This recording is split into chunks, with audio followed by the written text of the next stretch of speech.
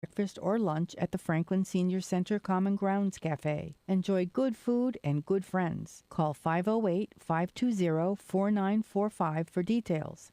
That's 508-520-4945. A broadcasting outreach of Franklin.tv. You're listening to WFPR-LP.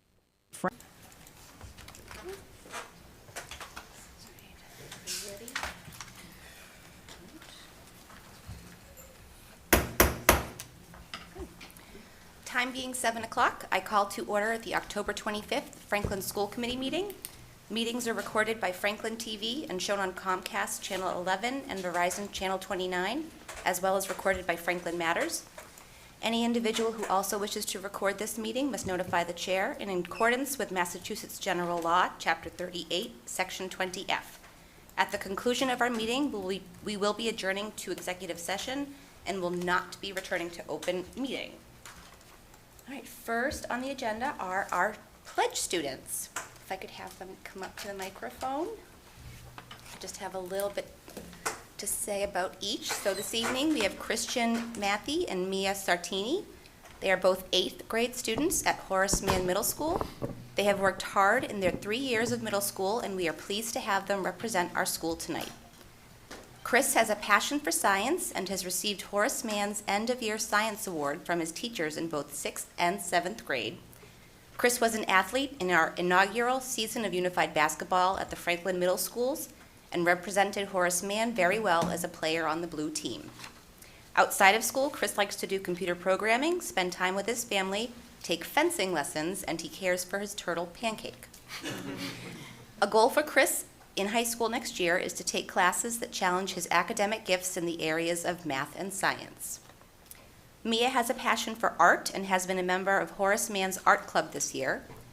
Mia persevered through remote learning during her entire 6th grade year and has worked hard the last 2 years to transition back into the full middle school rigor and routine.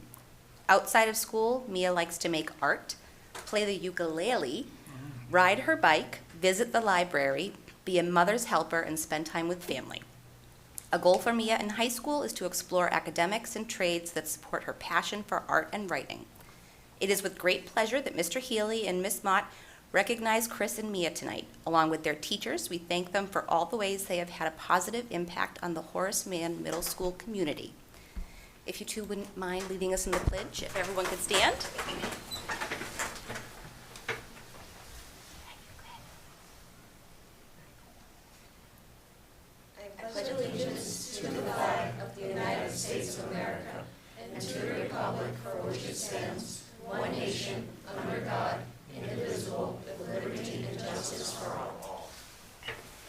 Thank you both so much for being here with your families. You guys can get out of here.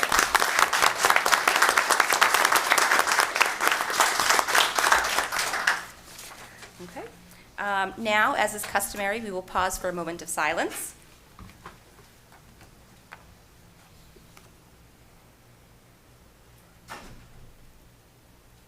Thank you, everyone. Next on agenda, routine business, review of agenda. Agenda look okay to everyone? Okay.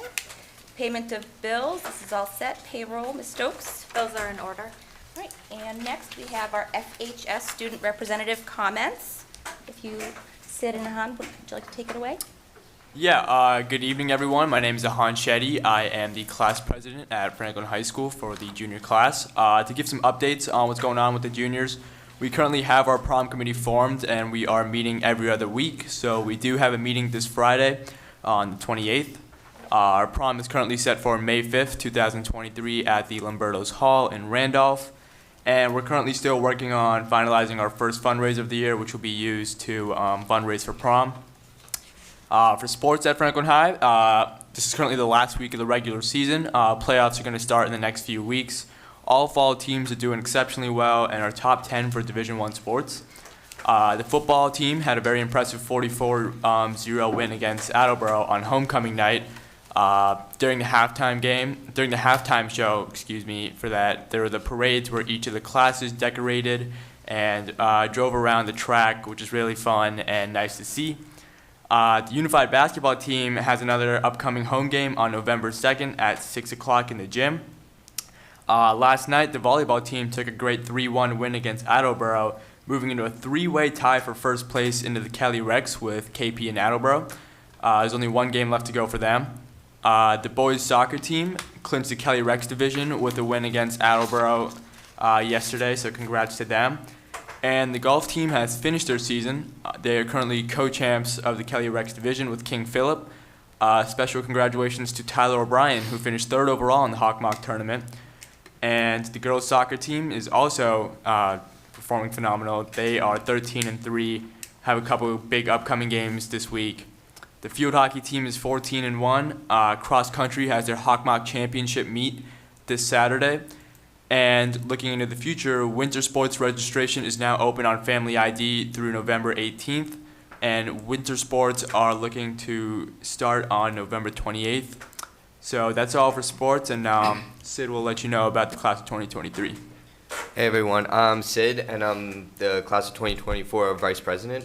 So for the class of 2023, senior quotes for the yearbook are due October 31st. So that's coming up, and they will soon launch their first fundraiser of the year, which is a raffle calendar, which will be rolled out shortly. They will be sold in November, and this is to fundraise for future events like Senior Week. And then many kids are applying to colleges with many early action and early deadlines next week, and it's a really stressful time for the kids, and it's all coming together for them in the next 4 years. And then moving to whole school news, student government planned a spectacular homecoming dance that was very successful, with over 1,200 students attending, and all proceeds went to the Susan J. Komen Breast Cancer Charity. Franklin High School Theater is currently working on Cinderella, which will be performed on Friday, November 11th, Saturday, November 12th, Friday, November 18th, and Saturday, November 19th, which is certainly something I'll be going to. Ski club signups are open to all kids, and it's a first-come, first-served basis. There will be trips to Wachusett every Tuesday in school starting around December or January. Parent-teacher conferences will be on November 9th and November 10th. On November 9th, it will be in person, and November 10th, it will be virtual only. And more info on how parents can sign up for those will come out next week. The FHS Academic Learning Center in room 242 is open on Mondays, Tuesdays, and Thursdays from 2:15 to 3:45 for anyone looking for help for their homework. Looking into the future a little bit, SATs will be held at FHS on November 5th, with some juniors taking it and a lot of seniors also taking it. AP exam payments are due November 1st, and club activity fees are due November 15th, and the first quarter ends for us November 10th. Camille, anything? I'm so excited for Cinderella. Sorry. What kind of fundraisers do you think that you'll do for the prom? Right now we're leaning towards a restaurant, most likely because we've done them in the past. They do tend to have a great show out. We're still looking to which one we might want to do in the town, but that should be finalized soon. Awesome. I can't wait to hear. Yeah. Thank you both so much for coming. No problem. Have a great night. You too. Mr. Jagir. All right, great. Good evening, Superintendent's everyone. report. Great. Thank you. Thank you, boys. All right, so first I just want to start off by wishing our families who celebrate Diwali a festive holiday and a safe holiday. Just to educate our community, Diwali is known as the Festival of Lights. It's recognized in India as their biggest holiday, and it takes course over the course of 5 days. And during this time, when it occurs in autumn, typically in October, it can be summed up as a time of remembrance and embracing good over evil and knowledge over ignorance. So wanted to just give a shout out to our families that celebrate that. Moving forward with some updates. On 10/28, we had a professional development day. The elementary focused on some math training and also continued the work of our literacy audit and the survey that's taking place. At the middle level, our middle and high school, our 6th through 12th grade educators continued the new teacher Keys to Literacy training that occurs for all of our educators in those subject areas. Other teachers participated in some content-specific curriculum collaboration at levels. And at the high school, I know that the civics projects and collaboration occurred as well to look for ways to incorporate civic engagement into the curriculum. My next update is related to student behavior. I want to give just an update to the school committee, the town, the folks listening online, and I'll also put this out in writing to families who maybe aren't tuning in so they can read, just to share an update and kind of where we're at as a district. I am listing some support of our families. One thing we've talked about is engaging our community, engaging our families as partners, and a conversation that we have often is, let's give parents and guardians a chance to parent and guardian and try to work with us on a couple of areas. So we've seen an uptick in student behavior this year, and it's typically occurring in some of our less structured areas. So you'll see behavior occurring on a bus ride home when the bus driver's driving. You'll see in transitions in hallways, in cafeterias, and in bathrooms. Some of those areas where they're just less supervised. So I'm really trying to enlist the support of the families, as I said, to help us send some reminders to kids and just reinforce positive behavior, and that's the ask. So here's the ask. You'll hear me say that a few times. I've been adding that just to be clear on what's being asked of folks, is just to support this, support appropriate behavior, have conversations and remind your children about those spaces, and reminding them just to be respectful and kind. And if they're having an issue, to let someone know so we can have our staff involved in helping to resolve any kind of conflicts that are occurring. As far as spectators, you heard a little bit about the dance. We had a very successful homecoming dance, so large crowd that had the high school. I want to give Principal Hannah, I think he is here, credit for setting expectation for what's expected if you go, and the students rose to the occasion and showed up, and by all accounts, it was a successful homecoming dance. It's not on accident. I think when we are clear about what we expect, and we have families who support that and work with their kids when they send them off, and also we provided a lot of structure. We hired over 20 staff volunteers to help with the dance. We had 3 police officers, we had administration, central office administration, just to help maintain a safe environment, and that's what it takes for us to do what we need to do in order to work together. So that's an example of kind of a community coming together to create some success there. As far as spectating, we, as you heard from the students, we've had really outstanding play and performance once again from our athletes and our teams, and they're competing at high levels. And as a community, I know we share an expectation for our athletes and for our fans that we're going to demonstrate sportsmanship, integrity, and that's not only on the field, but we expect the same kind of behavior from our fans as well. I sent a reminder like this earlier in the year. I felt like it was responded to positively, but I think it's worth saying again as we continue through this season and continue on. I'll probably say it again. I don't think it hurts. So basically, I'm enlisting the support of our fan base, our students, our families, our community members who attend games, to just make sure that we're representing a welcoming environment. So the ask here is, we put out fan expectations, so if you are a parent of a student who attends, just remind them about what's expected. I will link our 10 expectations, and I'll reference a few here. So fan cheering is part of the game. It's celebrated. I think it adds to the positive environment. It actually can impact athletes when they hear people cheering for them.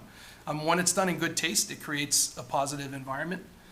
When inappropriate cheering occurs, or there's excessive jeering, or taunts or offensive slurs that don't represent our school or our community values, that can have an adverse effect, as you can imagine. So what we don't want is to have those create a negative impression for the individual, for the school, for the town, in many ways when those things happen. And I think we've heard, we have examples of that when that's demonstrated, and one individual can represent a whole community, unfortunately, when those things happen. So I'm asking folks to just remind their children and students and about positive participation in our events.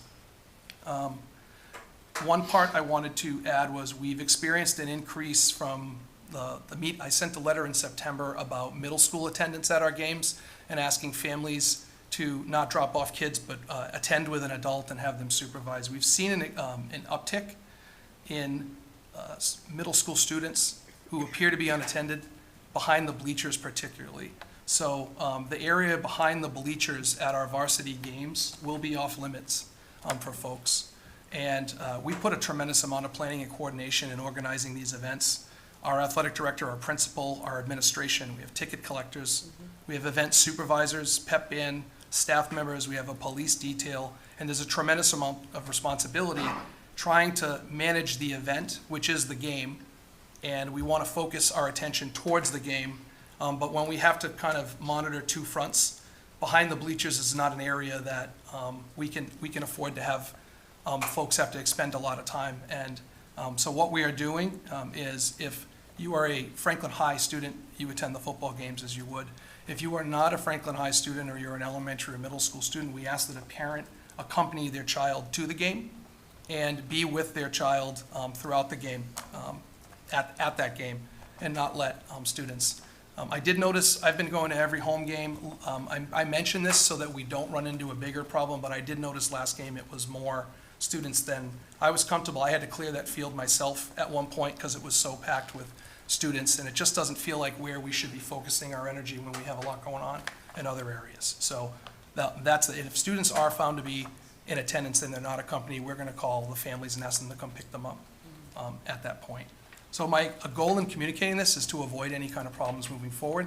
There is, for example, we have many many teams participating in playoffs. I expect a high turnout. We have great fan support in this town, but I just want to make sure that we're all on the same page with what that can look like and should look like, and just try to avoid any issues in that area. The other pieces I have in here are around just social media use. A reminder, we've put out, we did a critical conversation last year around social media use and the impact. There have been situations where I find that our admin across all levels are spending a significant amount of time investigating issues that occur throughout the week. We've even seen, some physical altercations as a result of something born online and occurred. And we're looking for help from our community and from our families as well. We certainly have a job to do as a school in investigating and creating a safe environment during school. But it's hard when online behavior can occur outside of the school hours but make its way back in. So we're looking for folks to just work with their children on reminding them around what they text, what they say, their online behavior. If they're in a situation where they're experiencing some difficulty, let an adult know, let their parents know. Communicate with the school if they have a trusted adult so we can try to help intervene before things escalate. That would be a real help, because I think we do spend a lot of time, but with the hours we have them during the school day, I think this has to be a joint effort for us to move this work forward. Finally, the final point I wanted to make was around communication in general. As we have navigated the school year, certainly I recognize as a parent, when there's ever a concern related to your child, it can be heightening. It can certainly create concern and anxiety and frustration. All those feelings can come out. And this is a plea that, unfortunately, when those things escalate and communication becomes escalated, I've found that our admin and some of our staff have been on the receiving end of some pretty aggressive, angry emails, voicemails, and conversations that I don't know lead to us being able to leave those conversations or read those emails and leave in a place where we resolve the issue. I think it leads to more frustration in some ways. So it's not to take away from someone who may be frustrated with what they are experiencing, but the approach to that, certainly I want to put a plea out to our families around when you experience that, to try to come from a place of resolving the problem, communicating it, and I know that our admin team and our teachers and staff are all interested to partner and work with families to resolve problems. I don't think it serves us to be at odds with any family. So those were the big updates that I wanted to provide and just set the stage for kind of some of the expectations I will put in the letter to share with families that I hope will be helpful. The final piece I have is around November 8th is a professional development day that we have. And it's our full professional development day. And in the morning, the teachers will work in grade-specific professional development. The teachers will focus on reading instruction, and at the secondary level, there will be some building-based PD on content-specific areas. What we're excited about is, you may remember last year when we had our professional development day in November, we did an afternoon where colleagues came together, and we have this year over 70 educators are going to be offering sessions for their colleagues to learn and develop practices and present ideas and strategies and facilitate roundtable discussions and collaborate and design and create curriculum. So these teachers will be able to attend 3 sessions throughout the afternoon. We're really excited. I want to thank Dr. Rogers and Dr. Frazier for their leadership in the PD world and coordinating that with our digital learning integrationists to put that system together. And we're excited about that day. So, Thank you. I'll just go down the line. Camille? My only question was about the PD, which I'm really excited about. In my district, we do that, and it's so fun to attend sessions that are designed by your colleagues and hosted by your colleagues. When they've been less successful, it's because it's some company that comes in and they run a session and they're trying to like sell you the product. So I just wanted to ask what percentage is companies like that? So I believe if the number's 70, I think we have about 90 sessions. There are six 50-minute sessions that are led by vendors. Those vendors are products that we already have in-house that are offering a little bit more of an extension to learning that's already taken place. So That makes me very happy. Yeah, it hasn't happened often, but I've sat in a session and felt like I am stuck at one of those timeshares right now.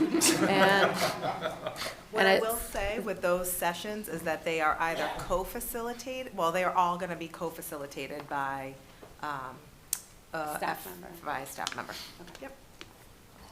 Yay. Awesome. That's my only question. Dave? Thank you very much. I just have 2 questions, comments, actually about something I was just reading in the news leading up to this. And so one of them, there was a story about the ESSER fundings. And I know I've said this before, I was really kind of commend central office.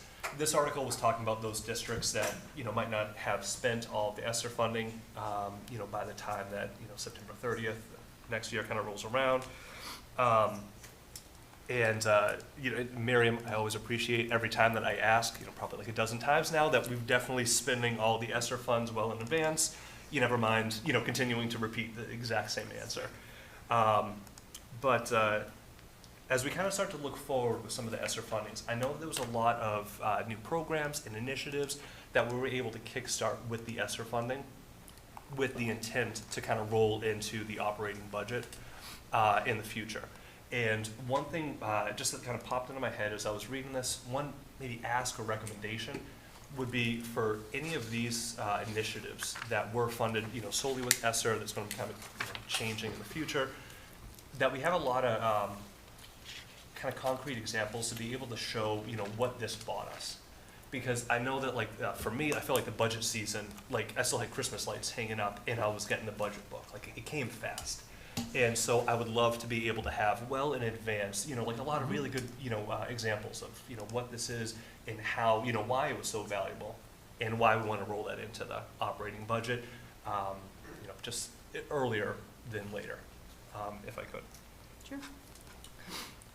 And something else too, I was reading the Mass State Auditor just last week released an audit talking about within the Commonwealth, they estimated there'd be about $1.2 billion in unfunded mandates.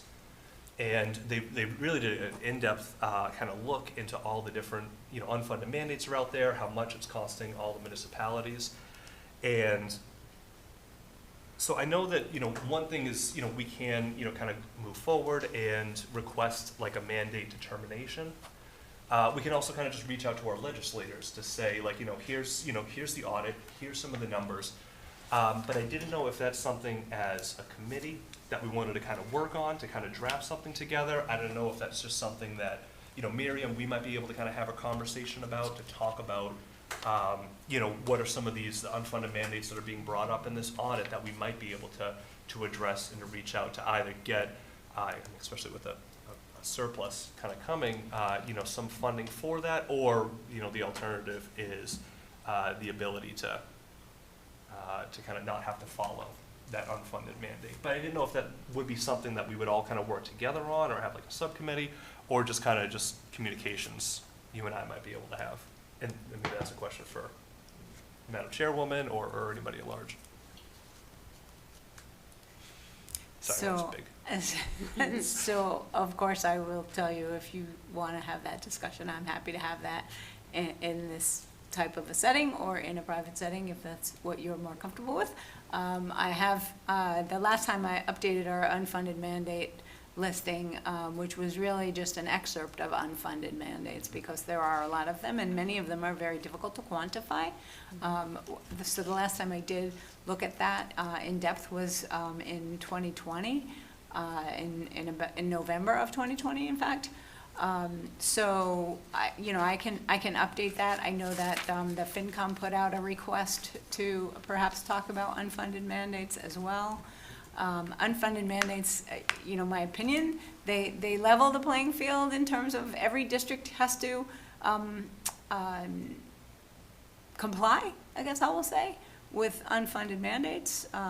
So they might cost more in different districts because of the population or the demographics in that district, but every district is complying with them. And certainly we can have that discussion at whatever level you'd like to partake. And if there are particular ones you'd like me to look into, I'm happy to do that. Okay, perfect. Yeah, I had kind of pulled a few of them, so maybe I'll kind of flip Sure. them your way. Forward Because it them just on. kind of came up, it's something that, I think that right now with that article right on its heels, the iron's hot, so it might be a great opportunity, even, if there are any funds that we might be able to kind of push our way into our district, I think would be Sure. helpful. So, all right, wonderful. Thank you very much. You're welcome. Al? So, Mr. Gear, you'd mentioned a uptick in student behavior in the lesser structured areas. Could you elaborate a little bit more on that in terms of, like, what are we seeing happening and which groups or which areas, grade levels are we seeing this happen more in? Sure. So we're definitely seeing just lunch behaviors when students are going to get lunch, pushing, shoving, those types of things at the middle level, and I would say the high school as well, when they're going in to get food in that serving area would be one area. I think another report I've had is really the comments and things being made. I think we live in a kind of a culture where some of the, I think students who are kind of navigating a hallway and trying to get from A to B, we've received reports, typically when we investigate something, it's from something that was said, and it's typically in a hallway or in an area where they're leaving school and whatnot. So my plea was just around trying to coach kids up on, like I don't know if I'm dating myself, but like if you don't have anything positive to say, don't say it kind of thing. That would be my ask, and that's what I'm going to reinforce with my own. The bus has become an area. We've had some physical altercations on buses, and we've had some problems that have come out of the bus where words have been exchanged in a few of our bus settings at the middle and high school level. And cafeteria, bus, hallways, and bathrooms. One thing that we're paying attention to, we've seen an increase in we have vape detectors. We applied for a grant a few years ago, and we received it. They were installed. We have vaping happening in our high school bathrooms that I can speak to today that have required us to really look to rededicate and repurpose some of our resources to help us monitor those areas. But that's an area. And you know what? With vaping, the health of a student is like the first priority. We've provided a few options and opportunities for engagement with our students through the Mass Partnership for Youth and our families, and we take that seriously. But ultimately, where the vapes are coming, we're not issuing. I'm not saying that sarcastically. I mean to say the vapes are coming into school somehow.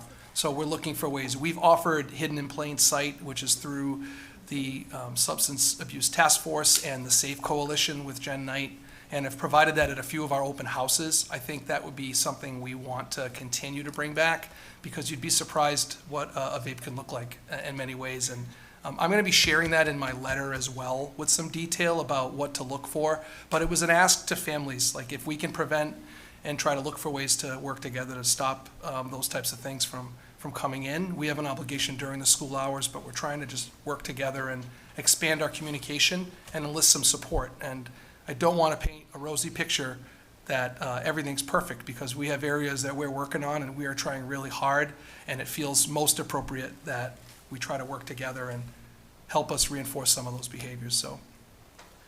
So thank you, that's been Sure. very informative. I appreciate your approach to include the families and really hit it on both fronts. I think we will get more traction that way. Has there been any thought to maybe leverage advisory to bring some of this in as well down the road if we see this continuing to happen? Yes, so one, I should mention, it also occurs during our health education curriculum. I can get you the information on that. But yes, the idea is right now in advisory, they've worked through kind of their team building and working together. Each grade level will continue to have a different focus, but these are the things that we need to be hitting with our students and engaging our kids in. So the answer is yes to that. And like I said, it's not a matter of shifting responsibility, it's more expanding responsibility. Great, thank you. And it's no judgment, I get it, and we're just trying to create a healthy environment where kids can enter and be successful and belong, and we'll talk more about that later. Great, thank you. Dave? Thank you for this update, and yeah, it's certainly disheartening to hear about the uptick in student behaviors, but I know we've been talking a lot these past few weeks in the district improvement plans in regards to multi-tiered levels of support, as well as the new data tracking implementation that we're going to be to help create plans, support plans and assistance over the course of students' careers, and hopefully, we certainly hope that over this next year we see good progress in regards to the implementation of those and addressing that. So hopefully we're being very proactive on that, and I appreciate you sharing information the past couple of weeks. So we look forward to seeing how those bear out and how we can continue to improve upon those to reduce the number of student behaviors that we're seeing and make for a more positive and healthy and safe learning environment for students, teachers, and all this staff. Thank you. Elise? I'm going to continue with the behavior theme, even though I was excited about the PD answer too. That sounds great. And just to clarify, this Friday is a half day, and then the 8th is a Yes, full half day. day on the 28th. Yeah. It's a full day on November 8th. Yeah, And it's voting day, Yes. election day. that's true. So I think it's great to be working with families to support the respectful behavior in school. Kids need to know that they can come to school and feel safe and feel ready to learn and not feel like they're being paranoid about somebody at, in the hallway after class or something like that. So to take that off the table so they can just focus on chemistry or social studies or whatever it is. It made me remember the amazing critical conversations that the Substance Abuse Task Force put on last spring, I think it was, on social media. Yeah. Was that last spring? Last spring. And I think that's a really good resource for people who didn't see it or people who saw it. And sometimes watching those types of things more than once, you hear something different every time. And so I was reminding myself that it would be good to find that. Where can that be found? That should be posted. We've switched roles. When I moved, so I had like an assistant superintendent tab. I think we reshuffled a few things. So what I can do is, in my write-up for tonight is basically the draft of the letter I'll send. I'll link it so it's easy for everybody just to see if they're interested to look and see that. And I think that'd be so helpful. I wanted to just say, when I mentioned earlier, we have a kind of a context of students who might make comments to one another. I'm reminded of the messaging and the modeling our students receive on a daily basis when you look at a feed or YouTube shorts or any type of post out there. You can get messages that are sent to you that model sarcasm or model just comments and things like that. And I don't think it's exclusive to any group or student. I just think it's like the nature. So when we're trying to address those things in school, there's a larger context as well that I'm aware of, and I get that I receive messaging when I look at my phone that can lead to. So that's kind of the context that I want to make sure we're clear on. I'm not sure our students, without education and reminders from school and from families, I'm not sure what each kid would consider to be offensive. Or I don't want to assume that every kid making a comment is really understanding the gravity of it either. So I think that's our charge as educators and families, and I think that's what we have to kind of work together towards. So thank you for asking that question. Right, and I think there is like a contextual thing, like I tell my 7th grade all the time, a joke you would tell to your friend, it's, you don't tell it when your mother's around, or you don't tell it when your sister's in the car, it's not appropriate. It's like, Sure. but my friend thinks it's funny. Yeah, but I don't, Right. and neither does she, it's not appropriate. So it's like they have to, they have to learn those different contexts, and that can be, Sure. there can be growing pains there. Right. So it sounds like, as far as just continuing along the lines of behavior, it sounds like there were a lot of resources being spent on behavior, not just preventing behavior or managing behavior in the moment, but then sort of the follow-up if behavior sort of necessitate some type of investigation process. And it's a lot of work to run a school. And these administrators, like, this isn't their only role. This isn't their only responsibility, is just to manage behaviors and sort of set this up and think it through and state the expectations. They've got a whole lot of other things, lots of balls in the air, lots of things on their plate. And it's, it's necessary and it's critical and it's urgent. But I think I get sort of nervous about are we spreading, that's a lot of work, and are we spreading admin too thin? And then where's it gonna give? And I think my, understanding the philosophy and implementation of social emotional learning in schools is after a couple years of all the kids getting instruction about how to get along and how to, be nice to each other and respect differences and disagree respectfully and all those sort of the practice throughout the years, like these things hopefully will be less and less often, but that doesn't help today, right? So I'm glad to hear the homecoming dance went well, but it sounds like there was a lot of manpower there, or a lot of adults there to ensure that. And I think commending administration to understand, like, we need to be proactive, we need to set everybody up for success, and be very clear about the expectations. But that again takes a lot of resources and time and energy. And thank you to administration and all the chaperones who were there that night, and our police department for helping to support. But also, I guess just echoing your plea for families to model and talk to their kids about being respectful to each other. Thank you. It definitely, behavior when there is an uptick can tax the system and pull administrators that we want to be focused on those goals and the areas that we presented. It certainly can, but we recognize too, this is not a shift in or a blame situation. I'm really saying this, and I mean this with all sincerity. It's a group effort, a community effort if we're gonna help. And I'm just looking for people to pull the people they love the most, which are their children, in and just have some conversations and reminders around how can we help this and work together. So thank you for pointing that out.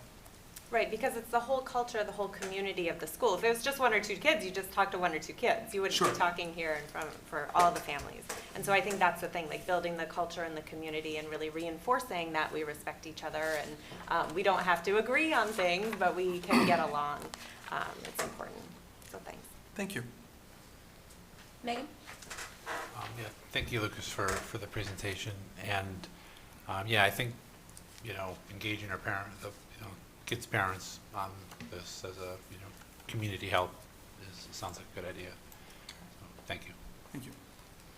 All right, so moving right along from superintendent's report, we have guest presentation. Mr. Jakir, if you wouldn't mind setting up at the Sure. podium for So our we presentation will- and plan. I'll transition over to the table Please with do. Mrs. Morano, our Assistant Superintendent of Student Learning, Ms. Heidi Harris, our Director of Diversity, Equity, and Inclusion, and also Mrs. Dr. Rogers, I'm going to ask to stay and set up the system. So tonight, in the series of plans that we are rolling out, we've talked a little bit about our district improvement plan, we've talked about our school improvement plan, and now we're at the stage where each of our schools has presented, and we're here for the diversity, equity, and inclusion work. And I will kick it off and just provide some context. I know that we're going to pull up a presentation.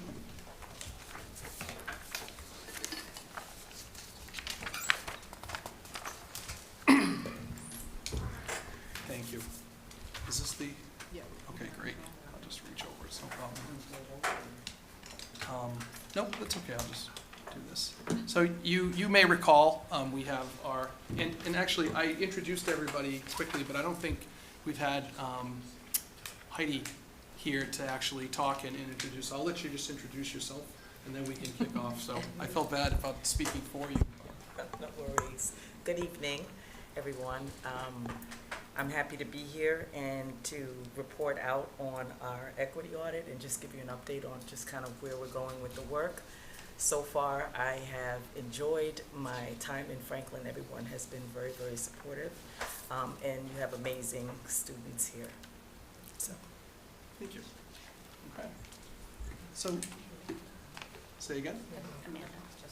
Oh, good. So, and I will introduce Amanda, who should be on right now. There she is. Sakari Preston. I see your face. I see her There she face. is. Hello, Amanda. Amanda works for the Public Consulting Group, who did the equity audit. So Amanda, hello, from the chambers. Hi, good evening. Great, thank you for being here. So just to set the context for the presentation, you'll see we have on the screen our district initiatives. So we've reviewed these with you. These were the main areas, but if you look at number 5, it really focused on developing an equity action plan. I know the questions came up throughout the presentations where we talked about that. So to just set the context for tonight, look at this in 3 phases. The first phase is for us to provide context on DEI and what does that actually mean and what does that mean to Franklin. The second part will be to allow Amanda to jump on and talk a little bit about the equity audit and the process that we undertook in the spring. And then at the end, we'll talk more about our outcomes and our actions. Okay?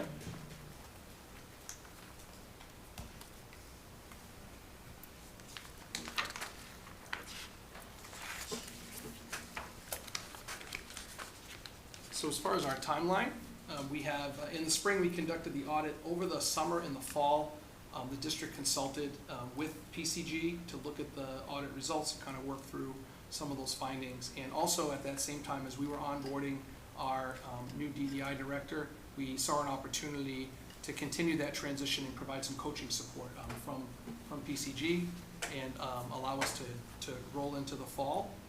We had a finalized report and presentation, and here we are tonight meeting with you. We consider this, you can't hear me well? Okay. A little bit, I think. Okay, Yeah. there we go. So as we worked with Mirko Chardin, the keynote we had, who works in this area, you may remember from the first day of school, he talks about year 0, and that's when you get information. How do you build off of it and grow and develop a plan? And we'll talk more about that in detail tonight. I'm going to provide a community engagement opportunity on November 19th for families who want to continue this conversation from the presentation. And obviously, the Equity Action Plan is part of the development that we'll look to achieve by the end of the year. Okay, this is me, correct? Yes. All right, so diversity, equity, inclusion. Sometimes we get asked, what is DEI? The DEI committee created this. And right now, there's a lot of words up there, but I would just point to make some meaning of it.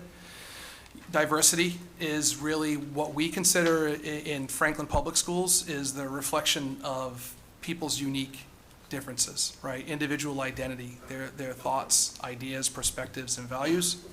When we think about equity, we think about making sure that every student who walks through our doors has an opportunity, has the resources and support that they need to access their education and to ultimately attain the skills of a portrait of a grad. And finally, with inclusion, it's around trying to create a community where we value and respect each other's input, particularly decisions that may impact their lives. What that really means to me, I've talked about this before, but the why in this work, and I think about, I've used this reference before, but it's important to me and it kind of resonates, is when I wake up in the morning, I told you, sometimes I'm advantaged by being able to drive and drop my kids off at school, and I've pulled up to that school drop-off line, and I'll let my kids out of my truck and watch them walk in, and then I watch them walk in with a lot of different kids. Some kids are getting off a van, some are getting off a big yellow bus, some are walking, some are riding a bike, and in all those cases, they're coming from all walks of life. all with different experiences, right? Some are carrying trauma and entering our buildings. Some are advantaged in different ways, maybe socioeconomically. Some may be disadvantaged. Some may come in good health and in a good situation. And at the end of the day, they will all get educated, and our goal is to make sure everyone comes into our building and gets the education they deserve.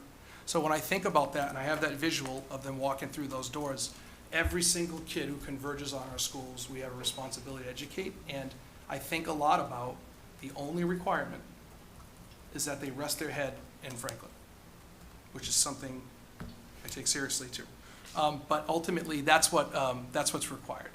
And in the matter of a week's time, I think I might have mentioned this in my interview, I can remember sitting with a family that had just moved here who was relocating from another country and meeting with them to talk about what would be in place, how would we support them. And then literally like an hour later, I was with a fifth generation Franklin family who had different needs and supports. And in both cases, I had met with two different teams completely, not connected, and the mission was to just make sure that we're doing everything we can to support kids and provide that education they deserve. So if I was to try to root my why and what I mean by this work, it's really focused on belonging and just making sure people feel like they belong.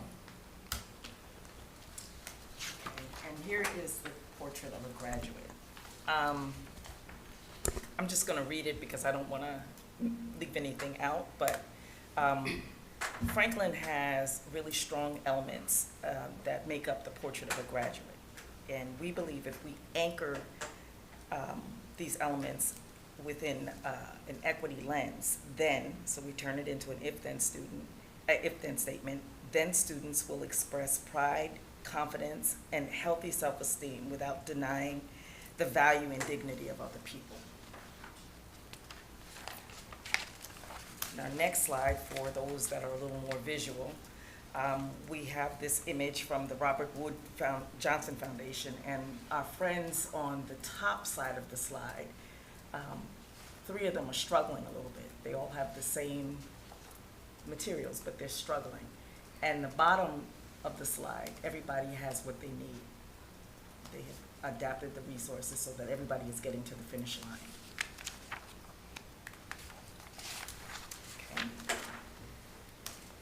And then the equity statement that was created by the DEI committee last year. I think it's a beautiful equity statement.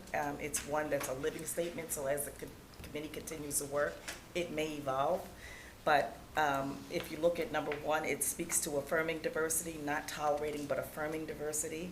Number two talks about promoting equity by disrupting barriers to success for all students.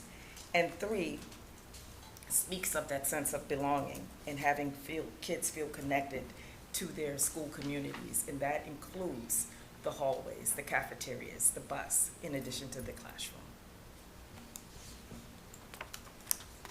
This is a quote from the Massachusetts Association of School Superintendents and a framework they put out related to this work, and it resonated, and we thought we would add it here. So I will read it because it's how we can really capture the quote. But belonging, what we mean and what resonated was belonging is the ongoing culture created to have all people feel welcome.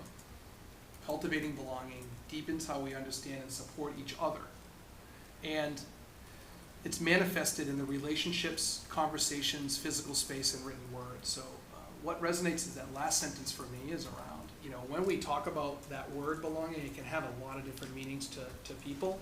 But what we're really trying to get at is like the interactions, the things that we see, the conversations that take place throughout a school day, throughout any part of our life is really about, that's how you create belonging. It's not an action plan with all the steps, right? The plan should be about how we help people create relationships and engage in conversations that are welcoming and really navigate the space around them and make sure that our practices and policies are all in line with that too when we think about written words. So.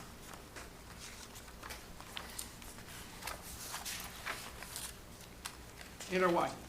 These are some pictures of our students in our buildings that we really, our commitment, you know, when we think about this work, and it can be tough, and I know that, and we have a blue screen, so that can be hard to present when it's blue. No, on a serious note, you know, when we think about why we do the work, and, you know, I know that there are, clearly this topic alone, you know, can bring out different feelings and different perspectives on this, but ultimately what I want to just share is that we're really interested, when I look at the kids that we have in our buildings, this is why we do this work, this is why we're here, and we're really trying to create those environments and want people to feel welcomed and respected in each of those areas, so.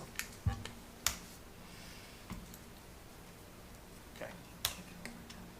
All right, so we'll pause there for a minute. That was kind of phase one, kind of setting the groundwork and the stage. And when we think about the next stage, it's the second part. It's really having our consultant from the Public Consulting Group really talk to us a little bit about the audit and how that was done. And I'm going to kick it over to Amanda. At this point, she's a senior consultant for PCG. Great. Thank you so much. Good evening, everyone. My name is Amanda Preston-Sakari. I am a senior consultant here with Public Consulting Group on our education strategies team, and I co-lead our team's equity work across the country, across New England, and I have had the pleasure of getting to know you all in Franklin over the last 6 months or so, working closely with superintendent and the leadership team through a few transitions and new additions, and it has been really great working with you all. So I am going to share an overview of our equity audit. Is it possible to get the screen sharing ability on our end? Co-host. What I'd like to do, but very long and thorough full report in presentation form that has been shared with the superintendent and the superintendent's team. This is a much abbreviated version of that, really just wanting to share how we went about the equity audit over the course of the last few months, the kind of things we looked at and for, and then a couple of our key priority recommendations and findings there that we have been working with the leadership team in the district over the summer and the beginning of the fall to start already doing a lot of really great work to get set up for success in year 0 and beyond. I can share now. Perfect. All right. So starting off with just the framework of the equity audit to just share how we went about this process over the last few months. So starting with our commitment to educational equity and what that means to us as we're coming into this work.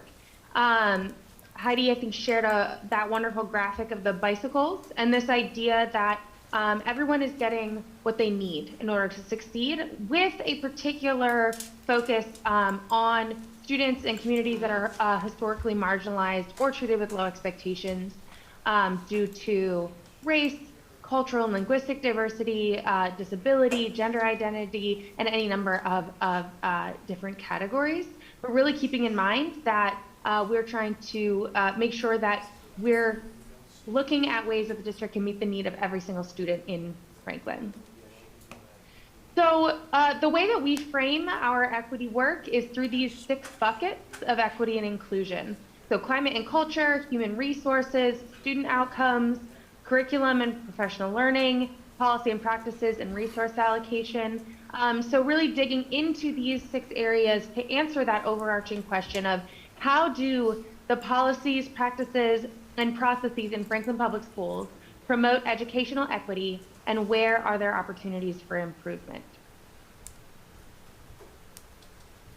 So some of the methodology that we used when working with you all in Franklin, we started off with a data and document review. We requested a lot of information from the district. We used a lot of publicly available information from DESE, things like MCAS and other data that's available. But then within each of our buckets and our focus areas, looked at things like policies, manuals, reports, surveys, intervention information, professional development, and training. And so this is really a sample of some of the sources that we looked at in order to get at that overarching question of how Franklin is serving each student in the district from an equity lens. And so this is just an example of some of those things that we reviewed. We also were able to spend some time in Franklin, which was great. Loved meeting a lot of the community members, especially the students. Speaking with students is always our favorite part of this work. We held individual interviews with leaders across the district, school committee members, and then we conducted 10 community focus groups and encouraged feedback via email, and ended up receiving almost a dozen really great, thoughtful contributions via email as well.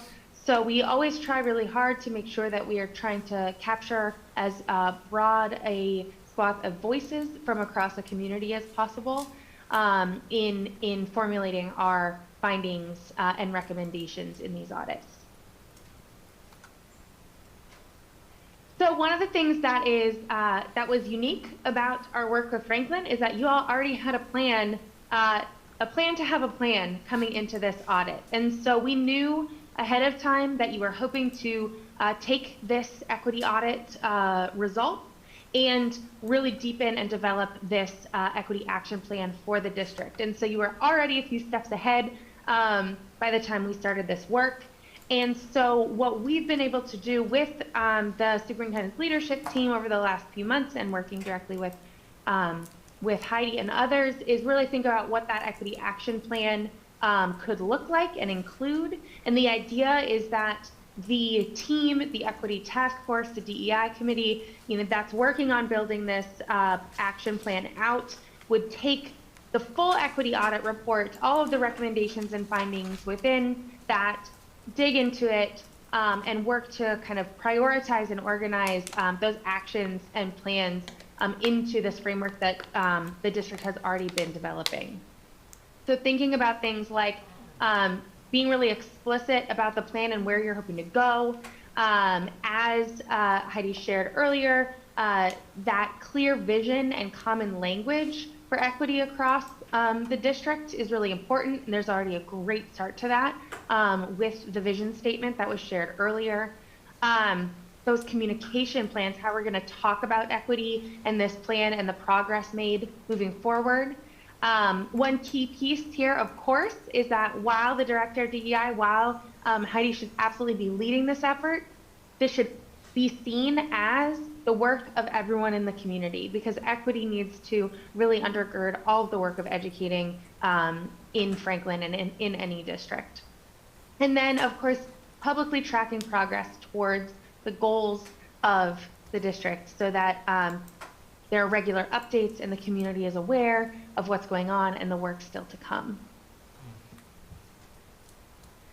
So what I'm going to share next are our two top priority recommendations. As I'll speak to in a little bit, there are a lot more recommendations and findings in the full equity audit, but wanted to really prioritize these two elements, which based on our findings in this equity audit, we recommended these as kind of the first two to implement immediately and focus on in developing that year zero of the equity action plan. And I know that the leadership team is going to speak to some of the great work that's already been done in these areas as well, which is really exciting. So those two pieces are a district-wide discipline matrix and then what we're calling awareness campaigns. One thing I want to lay out before I dig into some of these two recommendations is what we're calling the rules for engagement. We assured everyone that we spoke to that not only would we respect and keep folks' confidentiality, but this idea of this equity audit is to enact impactful change for each and every stakeholder. that equity and perceptions and experiences of equity are rooted in each individual's experience. No matter the number of perspectives heard, each perspective is important and included. And as a reminder, just that the foundation of equity is providing voice to non-dominant groups. So knowing that in a community the size of Franklin, which may not be the biggest in terms of sheer numbers of different subgroups of students and community members, that we took very seriously each individual experience and perception, and that is reflected in our full report, as well as what we ask that y'all keep in mind when looking through our findings there. So priority number 1 is the district-wide discipline matrix. What that means is really establishing clear and consistent consequences for bullying and microaggressions. That could include removal of extracurricular privileges in a consistent way, including athletics and access to athletics. This includes training on identifying incidents to respond to, explicit expectations and accountability for consistency of implementation, and implementing a log, a place where these complaints, infractions can be tracked and reviewed by administration. And the idea here is really what's highlighted in blue here, clear and consistent across the district. In alignment with that matrix would be a discipline team that would be formed to review these discipline infractions on a regular basis from an equity lens. Now, to be clear, this is supplementing, this is not replacing the existing prescribed mandated appeals process. It is just to ensure that anything happening around discipline implementation is happening through that equity lens as we look at some of that data. Now, with each of these 2 priority recommendations, I'm going to share some of the findings from the report that align with these recommendations. And so for the discipline matrix, some of the related findings. These are experiences and perceptions that were shared with us in interviews, in focus groups, in emails, and helped form our recommendations for the district. So the two main ones were a lack of clear responses to in-school harassment and bullying. So perceptions of unfair or inequitable discipline practices, the lack of consistency, and staff feeling unaware of actions to take in response to hearing certain things, certain slurs or behavior, and staff expressed a desire to learn more about that and how to address those. And we heard a lot this perception of preferential treatment of athletes and or popular students, or students perceived as popular by other students. There's a belief that athletes do not face repercussions for bullying and discriminatory actions.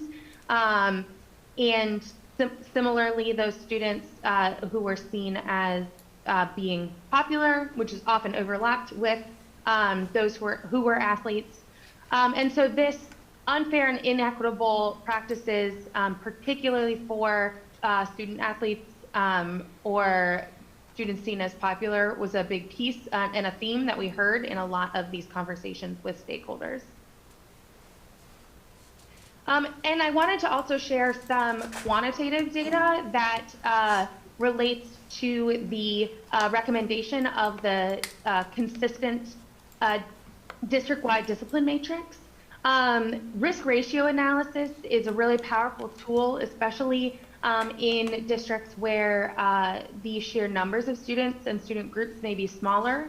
What a risk ratio allows us to do is see, compared to any other student in the district, what does a student of a certain subgroup, what is their likelihood to receive a disciplinary infraction compared to anyone else in the district?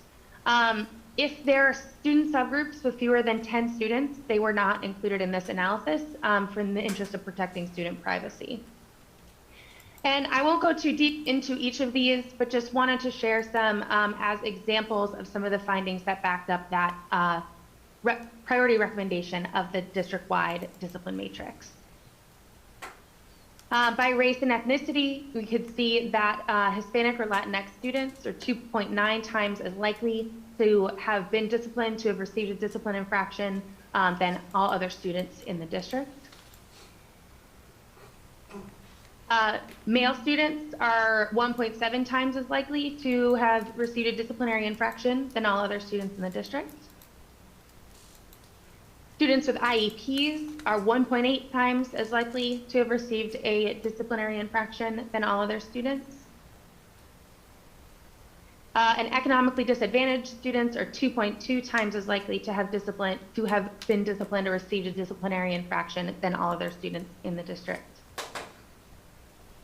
And what I do also want to emphasize is that Franklin is not unique in these risk ratios. And this is something that school districts struggle with across the country.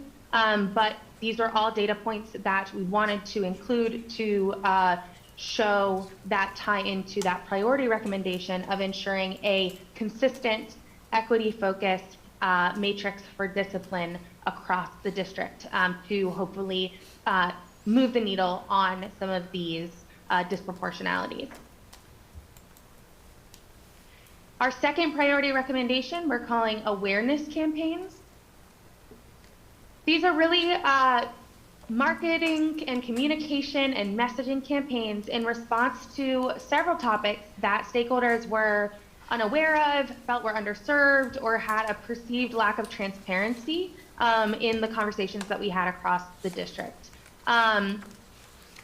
Things like, what is equity?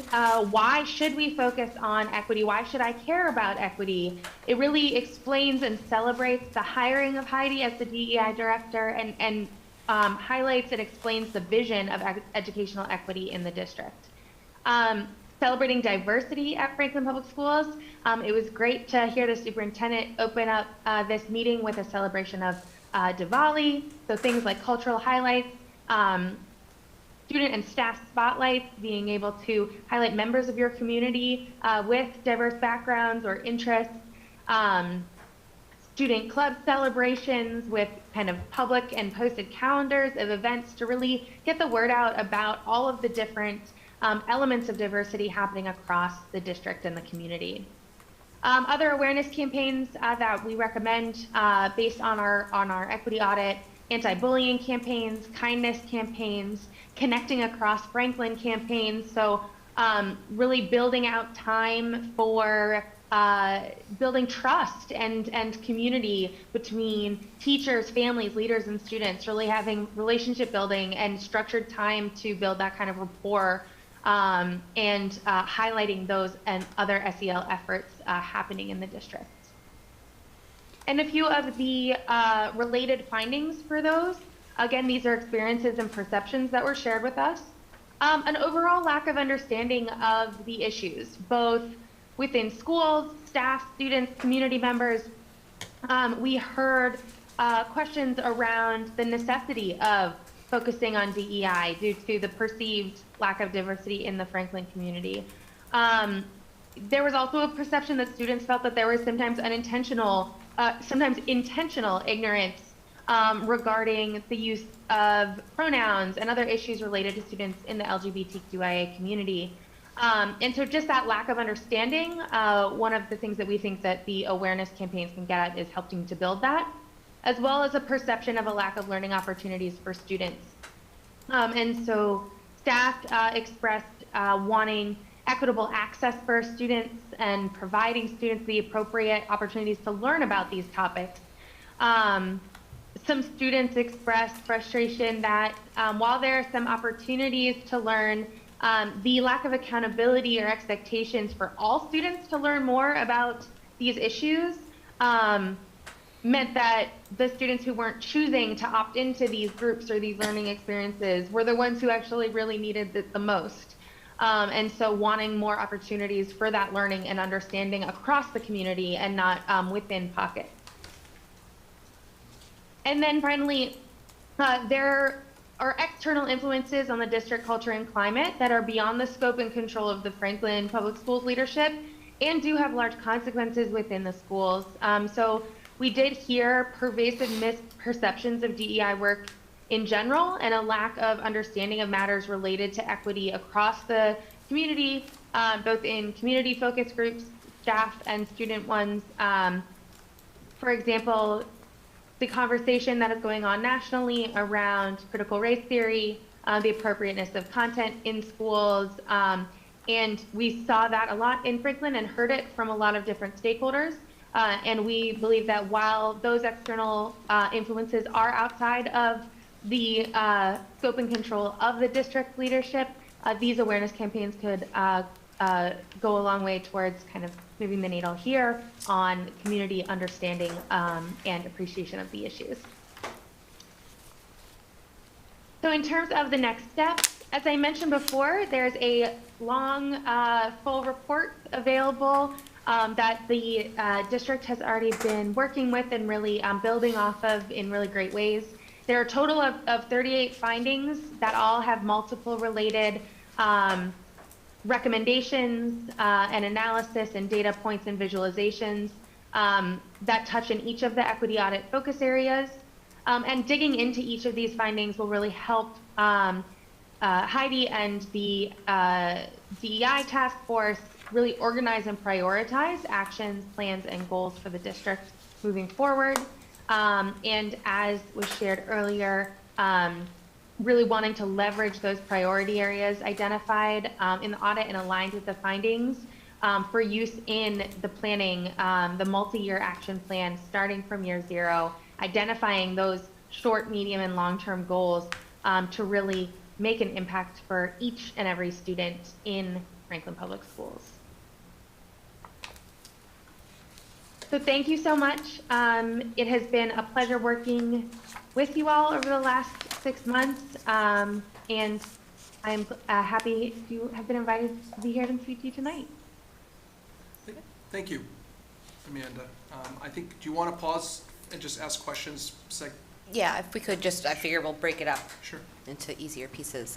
So I guess if anyone has any questions now on what's been presented so far, and then we'll continue. So Camille? I think I'll wait until the end, after the second part of the presentation. Okay, is there anything specific I don't have for anything Amanda? specific for Amanda. Okay. I wrote down a question, but it was answered. Okay. Dave? Yeah, I got a couple things, but just in terms of directly to Amanda. First, thank you so much for packaging this all together and for this great presentation. Truly appreciate it. One question I had, we kind of saw it coming up. It's a trend a lot when talking about like the students. It's like a lack of trust, lack of support, lack of action. In the report, and I do want to kind of maybe circle back to this during like phase 3, but in the report you talk about like there's that perception. And now when you say that, is that this is just the perception, but we don't kind of have data to back it up, or the perception is that we had studied it and looked into it, and the outcome was that it was just perception? If you could just kind of elaborate on that for me. Yeah, absolutely. So we wanted to be very careful about language that we use when presenting these findings. And when saying perception, the perception in and of itself is a finding. And so what we wanted to make sure that we were communicating was not that every single thing that was shared in a focus group, in an interview, in an email is the absolute truth of what is going on in the district or not going on in the district, full stop. Instead, talking about these are the perceptions that are out there, and our recommendations are going to be based on those perceptions. And sometimes the recommendation is communicate better about what you're doing, because we know that you're doing X, Y, and Z really well. And sometimes the recommendation is we haven't seen any kind of evidence that you are doing X, Y, and Z, so start doing it. But wanting to make sure that when we were presenting findings that were some of the findings that were more based on the qualitative data and on the what was shared with us in focus groups, in emails, in interviews, that we're being very clear that we take individual perceptions very seriously, and we think that the district should as well, while also making it clear that it came from these qualitative conversations and not necessarily from our firm's kind of data analysis of what we had seen. Thank you very much for that clarification. I appreciate that. And something else too, actually, just kind of more broadly. One of the things when we were talking within about like the discipline matrix, and talking about like a deeper learning for some of the issues that are going on. And almost immediately actually kind of brought me back, Lucas, when you were talking about the vaping. That, the number one thing isn't to stop, kids from being disruptive and vaping in the bathrooms, but for their own personal health and to kind of teach them. I think that's definitely something that we, should be striving, for. I know that, unfortunately last spring, we had the anti-Semitic incident over at the baseball game. And while we can't kind of talk about some of the consequences that happened, after the findings, I would certainly always hope that, the students that are saying those things or engaging in that type of behavior, it's more than just discipline, but it's that deeper learning of, all right, this is why that stuff is so horrible and hateful to be saying. And so I hope that that's something we kind of continue, and I would really stress that taking the forefront. Again, it sounds like that already is, but I just want to. This is a continued work. This is pretty deep work, and we're committed to it. I will say, with regard to the discipline matrix, our first step when we had knowledge that this was an area, we knew that we had to kind of come up with how can we create some rules of the game. So if folks go to the handbooks tonight, they can see, like, if this violation occurs, these are, and then we have consistency. So we thought, first step, let's just put out so that the perception that nothing is done. If we have a finding, we can't necessarily say that Dave Callahan, let me tell you about what his discipline is, but we can say, like, when students look at the handbook, if they engage in this. The second part of that is twofold. When we have a situation, and I'll use bullying as an example. If we have a finding of bullying, we have a matrix that I think we will continue to develop and evolve, but the intervention piece is what you're speaking to. So our goal is to start to build out, like, what are the interventions that would take place, and can we front load those for families and students and teach families on what that would look like to kind of round off. It's not just discipline, but how do we help someone who's engaged in something learn from it in an effective way. So, and then there's also the proactive pieces that we hit on earlier around advisory and things, that this all needs to happen in concert. In addition to equipping our families with some messaging on why bullying is bad and how they can help with that. So it's definitely a big picture, but that's the idea with our discipline matrix and kind of the direction we want to move. Thank you very much. And Amanda, thank you again. Really appreciate it. Al? Yep. So first of all, I just want to say thank you, Amanda, for sharing the methodology that you've taken.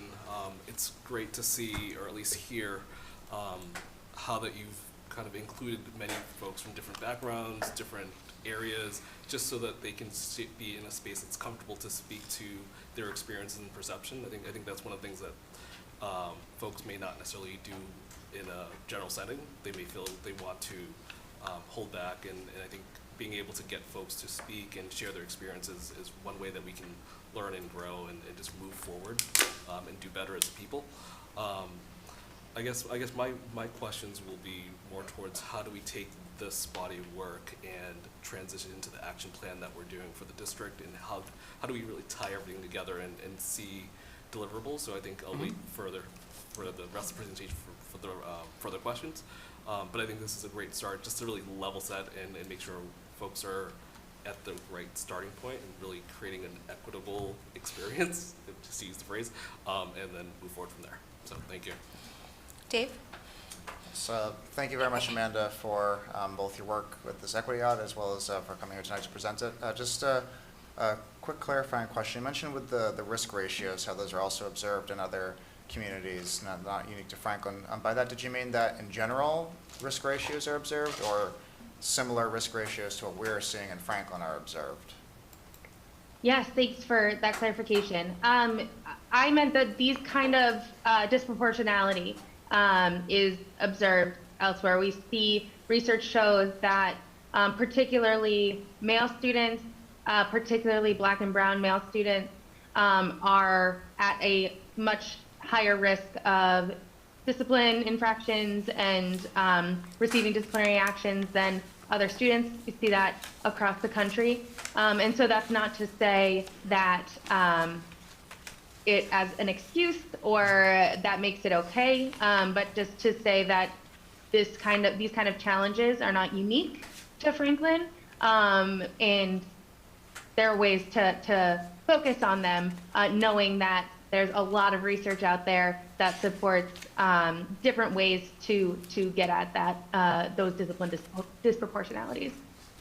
Thank you very much. And just a quick follow-up to that. So this discipline matrix that you're recommending, do you have either model discipline matrix, or are you aware of other districts that have implemented a similar one to that you're recommending that maybe we could share and take some recommendations from?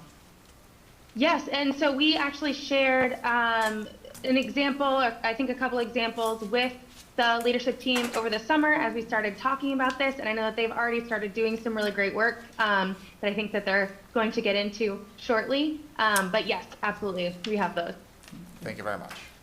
We did add the first phase of, if you look in the handbooks now, you'll see the discipline and matrix in our handbooks currently, but certainly it's something we can build off of. But rather than cut and paste something in and call it something, we wanted to kind of own that and work through and bring people along and work with our community to kind of bring that into more of a full development. So, thank you.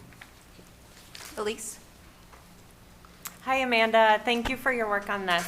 I really like the 6 buckets that you had there, the leadership. I think I wrote some of them down: climate and culture, student outcomes, HR practices, etc. Where did those come from? Is that something that's from PCG, or is that something that comes from a standardized tool or some research?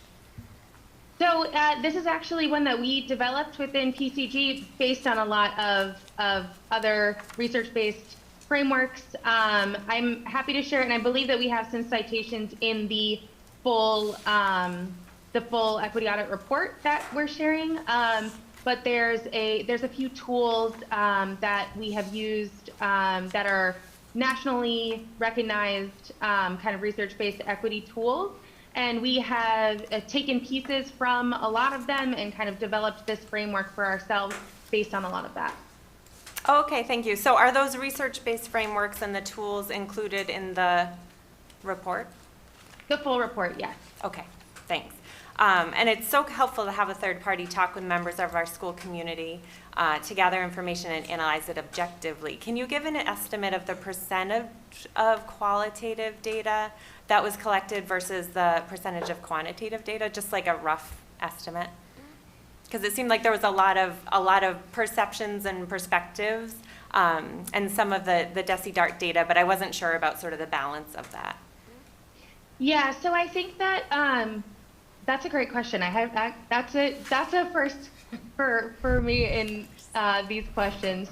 I don't know about the percentage. I think that one of the things that you'll see when you look at the full report, because the full report is, I think, 130, 150 slides long.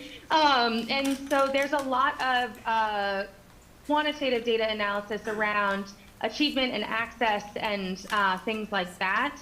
But what in our experience, what often feels the most kind of powerful and kind of immediately impactful are those qualitative perceptions and experiences of students and members of the community. And so when we're thinking about priority recommendations like the 2 that I shared today, we have the qualitative data around the discipline risk ratios and disproportionality, but hearing consistent kind of stories and perceptions from students across these focus groups and conversations around how they feel about bullying, about discipline, about consistency across the district really felt like it was really important to highlight We have more quantitative analysis in the full report in terms of, you know, X number of focus groups mentioned the need for training on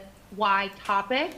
But I would say close to 50-50 in terms of quantitative and qualitative. It may be more heavily weighted towards qualitative because we do really want to put importance on the voices and experiences of folks who are, you know, historically marginalized and whose voices may not have been heard in other situations. So I might weight it a little bit more towards qualitative, but we looked at a lot of quantitative stuff too. I appreciate it, and I definitely, you know, value both. They're both important in their own right, and I think it's sort of a tricky line to walk, that you walk because it's like you hear certain perspectives, and that perspective is reality for that student or for that family, and you don't want to discount that because that is something that happened to them, but you also don't want to make an overgeneralization that says every junior in high school has experienced this one situation or heard this thing in the hall, and so it's sort of tricky there. So it's trying to look at, I guess, like the qualitative to sort of paint some of the details of the pictures, but then the quantitative to look at sort of recurring patterns or themes. Okay, I appreciate that. And, one other thing came up. Oh, and I do wonder, is there a way to sort of get the best of both worlds in a way? And it made me sort of think of the panorama type of survey, right? Phase 3, we can talk about how we can continue to gather more quantitative data in to addition. Ask similar type of questions, but it's anonymous, and then you get sort of numbers on them. This is, okay, yeah. Yes, we can speak to that. We will. Okay, but thank you, Amanda. Yeah. Megan? Hi, thank you, Amanda, for your presentation. And yeah, I just had a couple of comments. And yeah, good data it's very critical, you know, to be able to, you know, process that, make decisions, and helps with, you know, determining if something is a problem or a symptom of a problem. You know, just kind of getting to the root of that. And as far as like, you know, sort of like, you know, inappropriate, you know, student actions or comments, you know, it's important for them to know, you know, why something's inappropriate, not just that it is, right? So there's a list of things that they avoid getting, you know, caught doing, but just understanding how it impacts others. Right. That's all I got. Okay. All right. Thank you. Mr. Jagir, if you wanted to continue. Sure. All right. Thank you, Amanda. So just to set context for the next piece, what we've done is we've taken those 106 slides and put together a presentation that represents all the elements so that we had something we could work off of, we can share with you, share with our community, and kind of move forward. To set some context, each community across the state is engaging in this work, and everyone's trying to find their own entry point. I know I spoke with some of my colleagues. Some of them are conducting equity audits now, or they're scheduling. We did ours, so this equity audit took place in the spring, with the number of folks that were included either in focus groups and emails. So that snapshot, you know, things have occurred since then, but certainly would want to point out that our entry point is we have an audit, we're sharing the findings now, and it's one piece of a big puzzle, right? So to just echo what I heard mentioned is the elevated voice of folks who were interviewed may be a problem or a symptom of a larger problem, but certainly as a district, our standpoint is we now owe it to our school community to dig deeper. And you'll hear about some of the steps we'll take to try to do that, but an audit is one piece. And I would want to emphasize that just because we now, like the work starts now for us on how do we continue to work, and it feels like sharing this information now with folks gets us on the same page with what came out of the audit. We also are ready at the bottom of this slide. You'll see we will hear about the strengths they found. We'll hear about the findings, the recommendations they have, and then we put a slide after it that, well, we built out these slides, but the second slide of each of those topic areas that Elise talked about, the buckets. Yep, the buckets. Our progress to date that we want to report out on, and then what we see as future actions. So once again, this is part of a larger framework, and we're in year zero. We've used that term because we're really trying to figure out our next steps and how do we engage our community and bring people along. And this certainly isn't about calling people out, but calling people in. And that's how we see it, and that's how we're going to frame this. So, moving forward.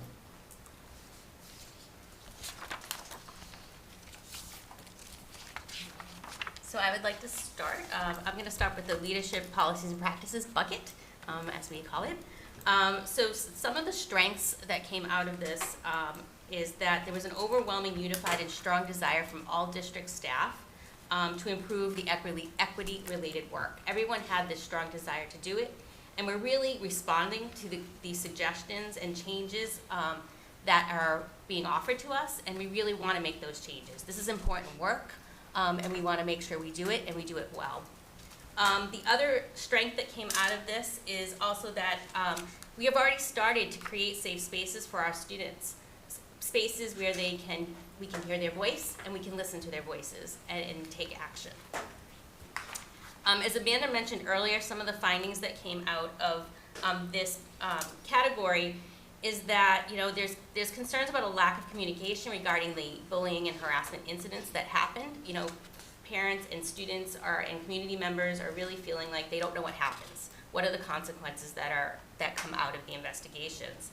And again, as Amanda mentioned, you know, the lack of consistency amongst different groups and inequitable discipline practices. And then our staff are really voicing that they're really not sure how to handle those bias-based behaviors when they initially happen. You know, they understand that the districts take steps, we communicate, we investigate, but it's really when they hear them in the moment, they're not sure what to do. So some of the recommendations that came out of this is really the district needs to make decisions on policies and practices and procedures with an equity lens. We really need to look at everything through that equity lens and make sure that we are making informed decisions. That we really need to embed our equity work in our professional learning communities and sharing equity-focused PD opportunities with our staff as well as parents and stakeholders. And they really would like us, and again, getting to that communication piece, is really design a protocol for communicating the outcomes to students and families after incidents and investigations occur, and really communicating, this is what we heard, this is how we understood it, this is what we're doing next, and this is what, unfortunately, we cannot share with you and why, and really focusing on that. So we'd like to now talk to you what we've been doing, right? We didn't start, you know, as Lucas said, we're at year zero, but we have been doing some work along the way. We're at zero in regards to our equity plan, but we've been doing some work over the years because we feel it's so important.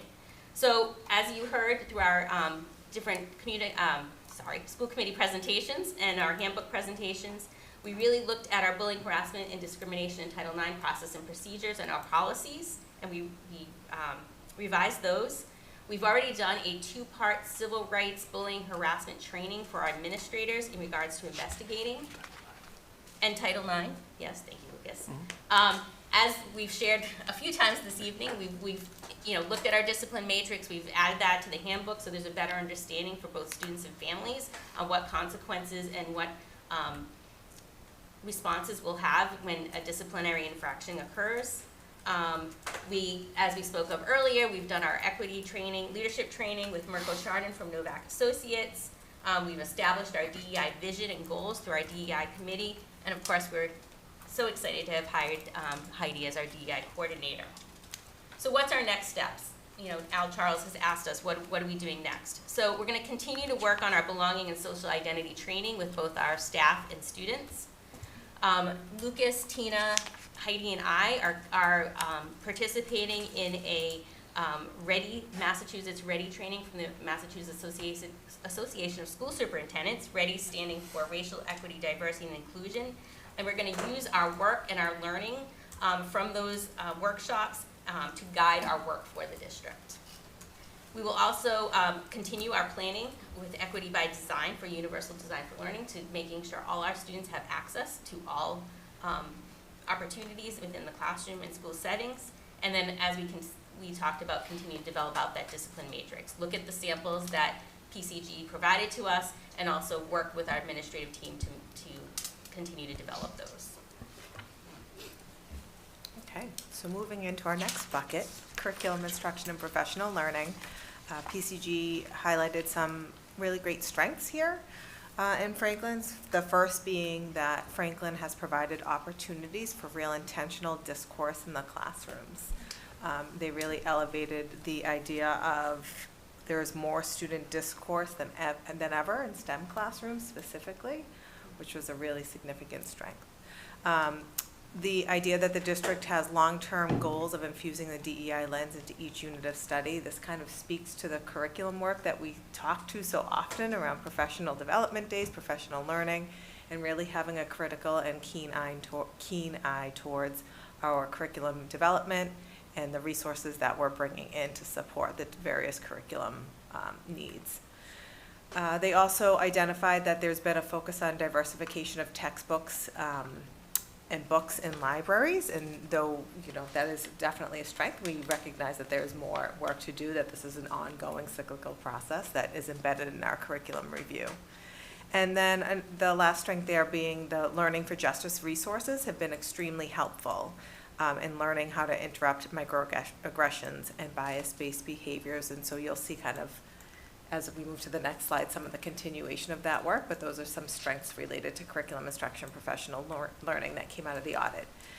And then the two findings that came from the realm of curriculum instruction and professional learning, the first being that there is a lack of inclusive curriculum practices, and that there is a real desire to improve and increase learning around DEI work, which I think is a really great finding in itself. So the first recommendation you see there speaks specifically to the first finding, where they're recommending a creation of a standards equity-based process for curriculum development and delivery, and this speaks to our role in the Office of Teaching and Learning and really trying to flesh out our curriculum revision process and cycle and really trying to put that process and procedure down on paper.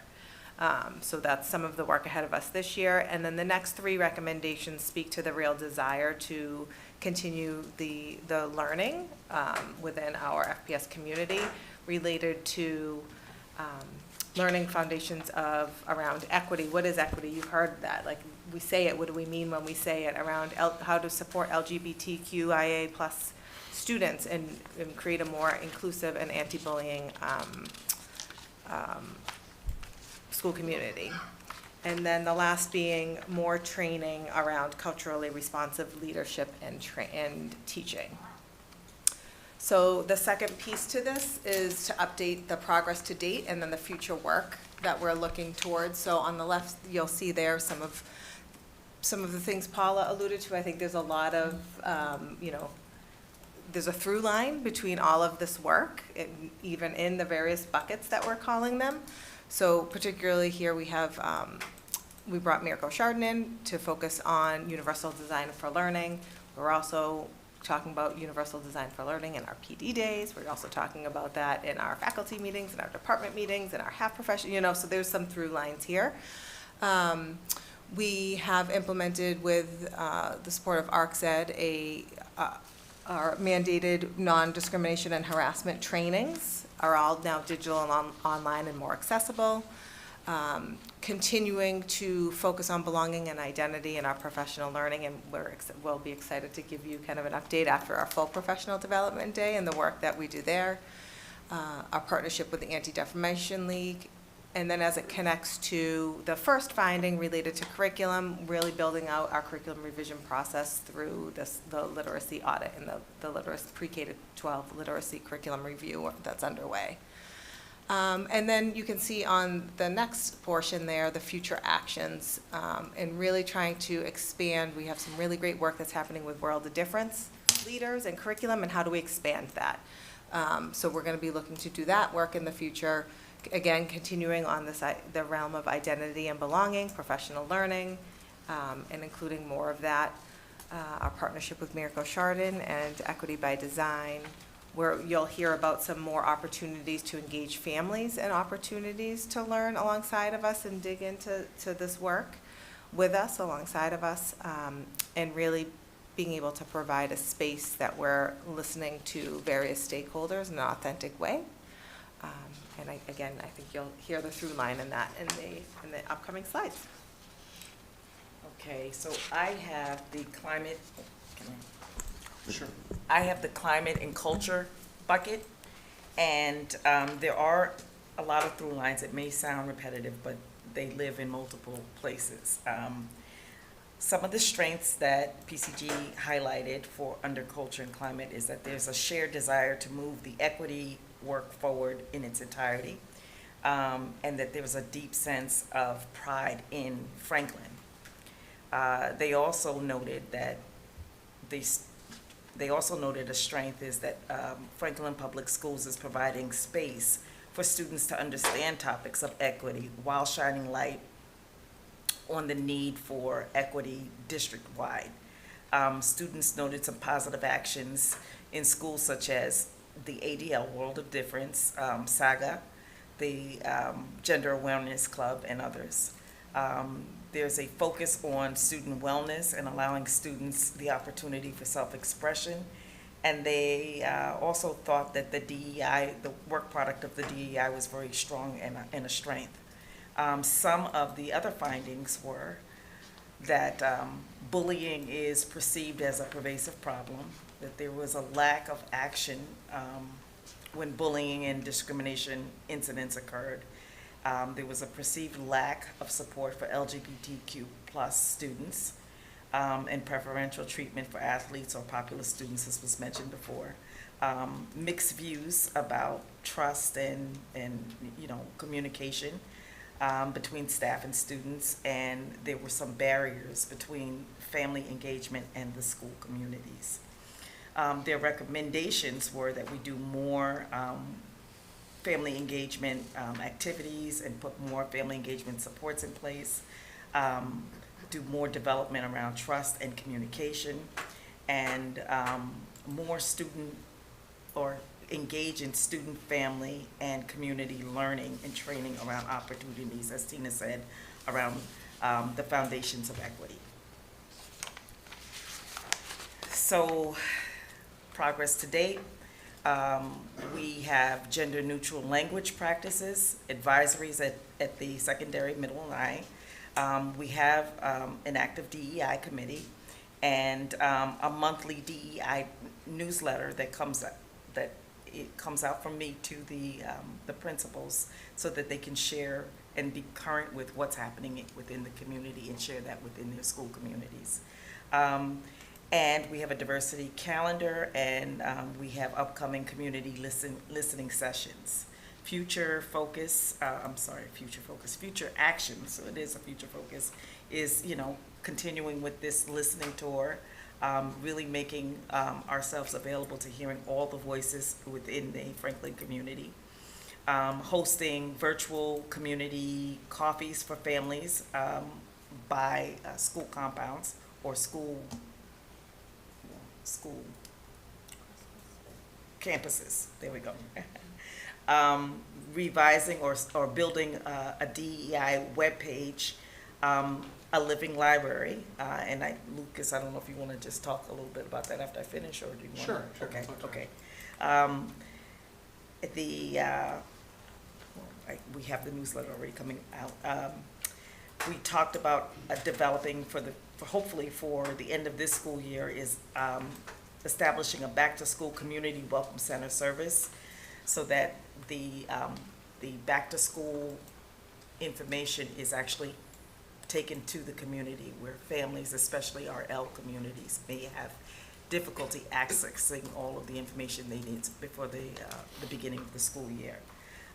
We also talked for our future actions is expanding student clubs and support groups, and the creation of restorative practices to support students and families when bias incidents occur. So the other bucket is student outcomes and access. And the strengths there were current supportive efforts underway, such as Best Buddies, the Diversity Awareness Club, ADL Peer Leaders, the Unified Sports, and the Bridges/Resource Group. The findings were that there were supports needed for gifted students.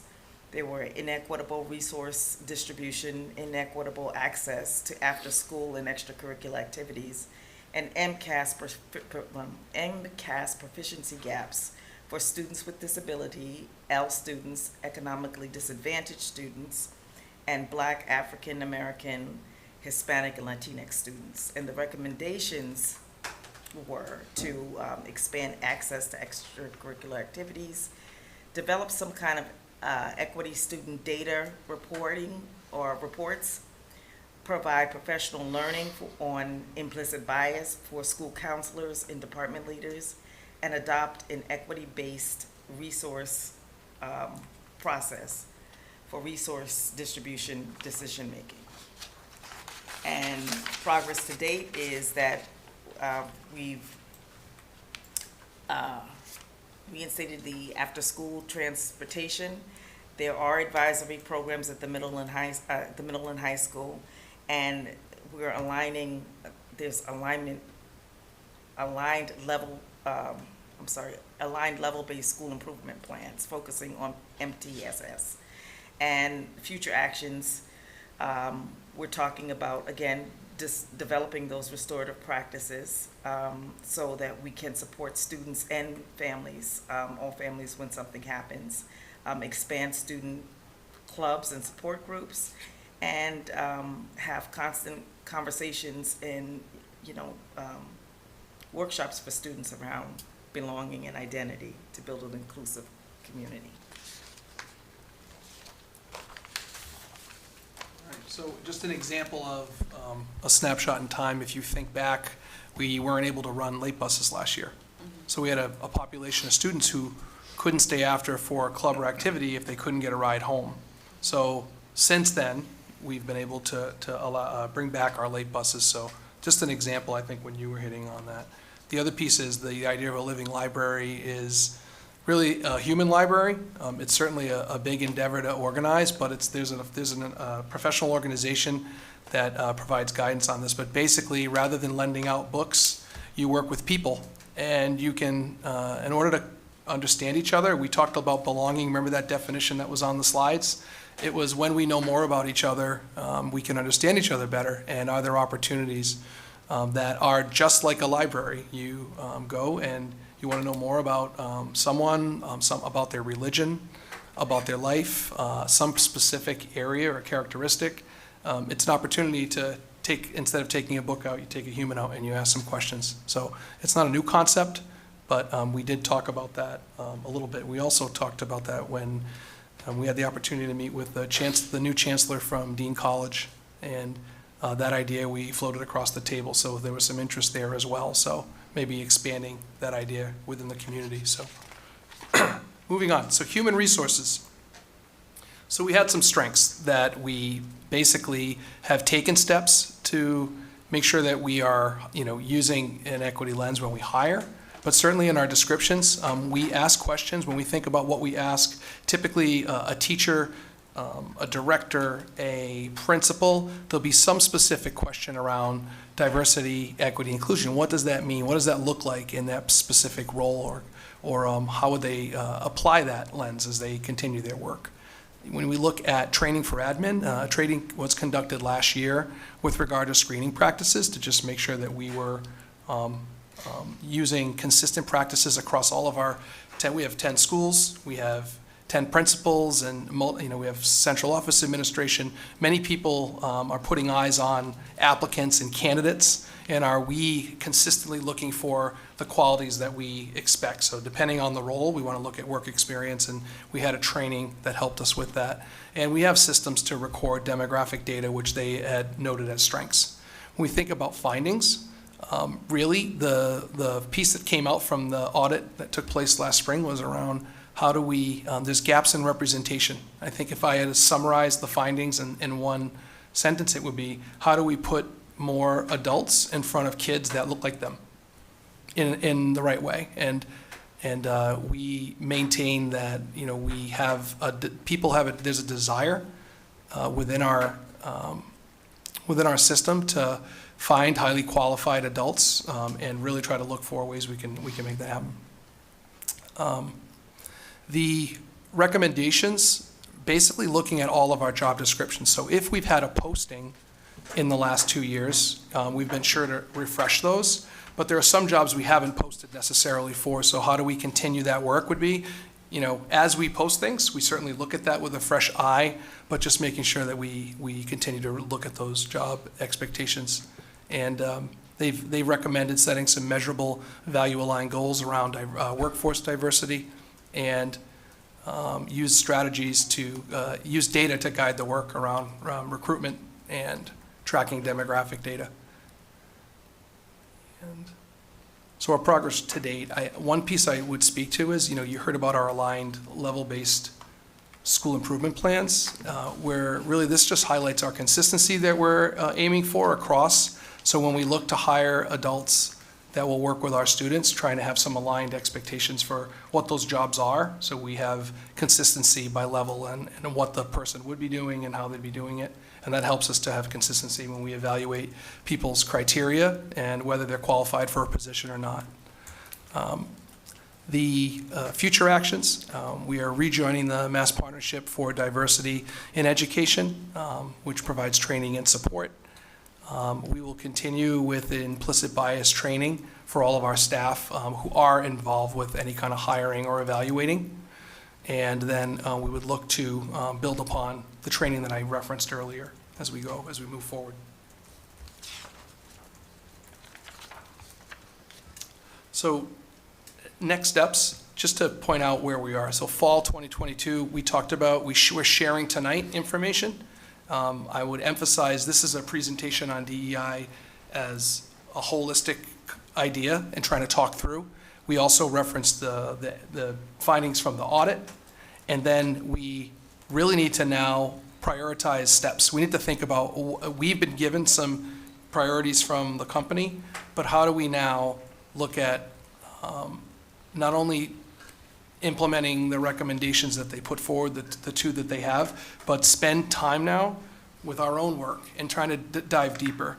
Someone asked about Panorama, like surveying our students, our families, and our staff to build out a complete picture. The points around the audit and elevating voices from the focus groups and whatnot is a piece of that puzzle. But there's other pieces we need to now gain so that we can make informed decisions about the steps that we take and what needs to be prioritized. And this is work that takes place over time. So my message to everyone in our community is takes time. There are people on both sides of this issue, and unfortunately this type of work has become somewhat politicized. But if I could just share just the human being in me, we're really trying to focus on, our bar is at trying to create spaces where kids can walk in and feel welcomed and belong and not have negative experiences that lead to some kind of pain. And I think that's really where we're at with this, is really trying to start there. And if we're going to do this well, no matter where you fall on your opinions of this, it's really about setting expectations to move slow and move together. And I think that's the commitment that I wanted to share, and I know we share as a team, is really trying to look at this and gather more information and dig deeper and engage with our community and hear the varying perspectives, because that is what this work is. So I would end with that and let you know that at the end of the year, our goal is to come back and report out. We've done a deeper dive. I probably will hearken back to, you may remember the audit listed a few findings that were available to us. We've dug a little deeper, and here's where we've landed, and these are the goals that we will prioritize for the next school year. And then we're not going to do all 56 goals or recommendations in a year. That's not the intention, and that's not the intention from PCG at all. But we need to move with our community. We need to move with our staff and our students. So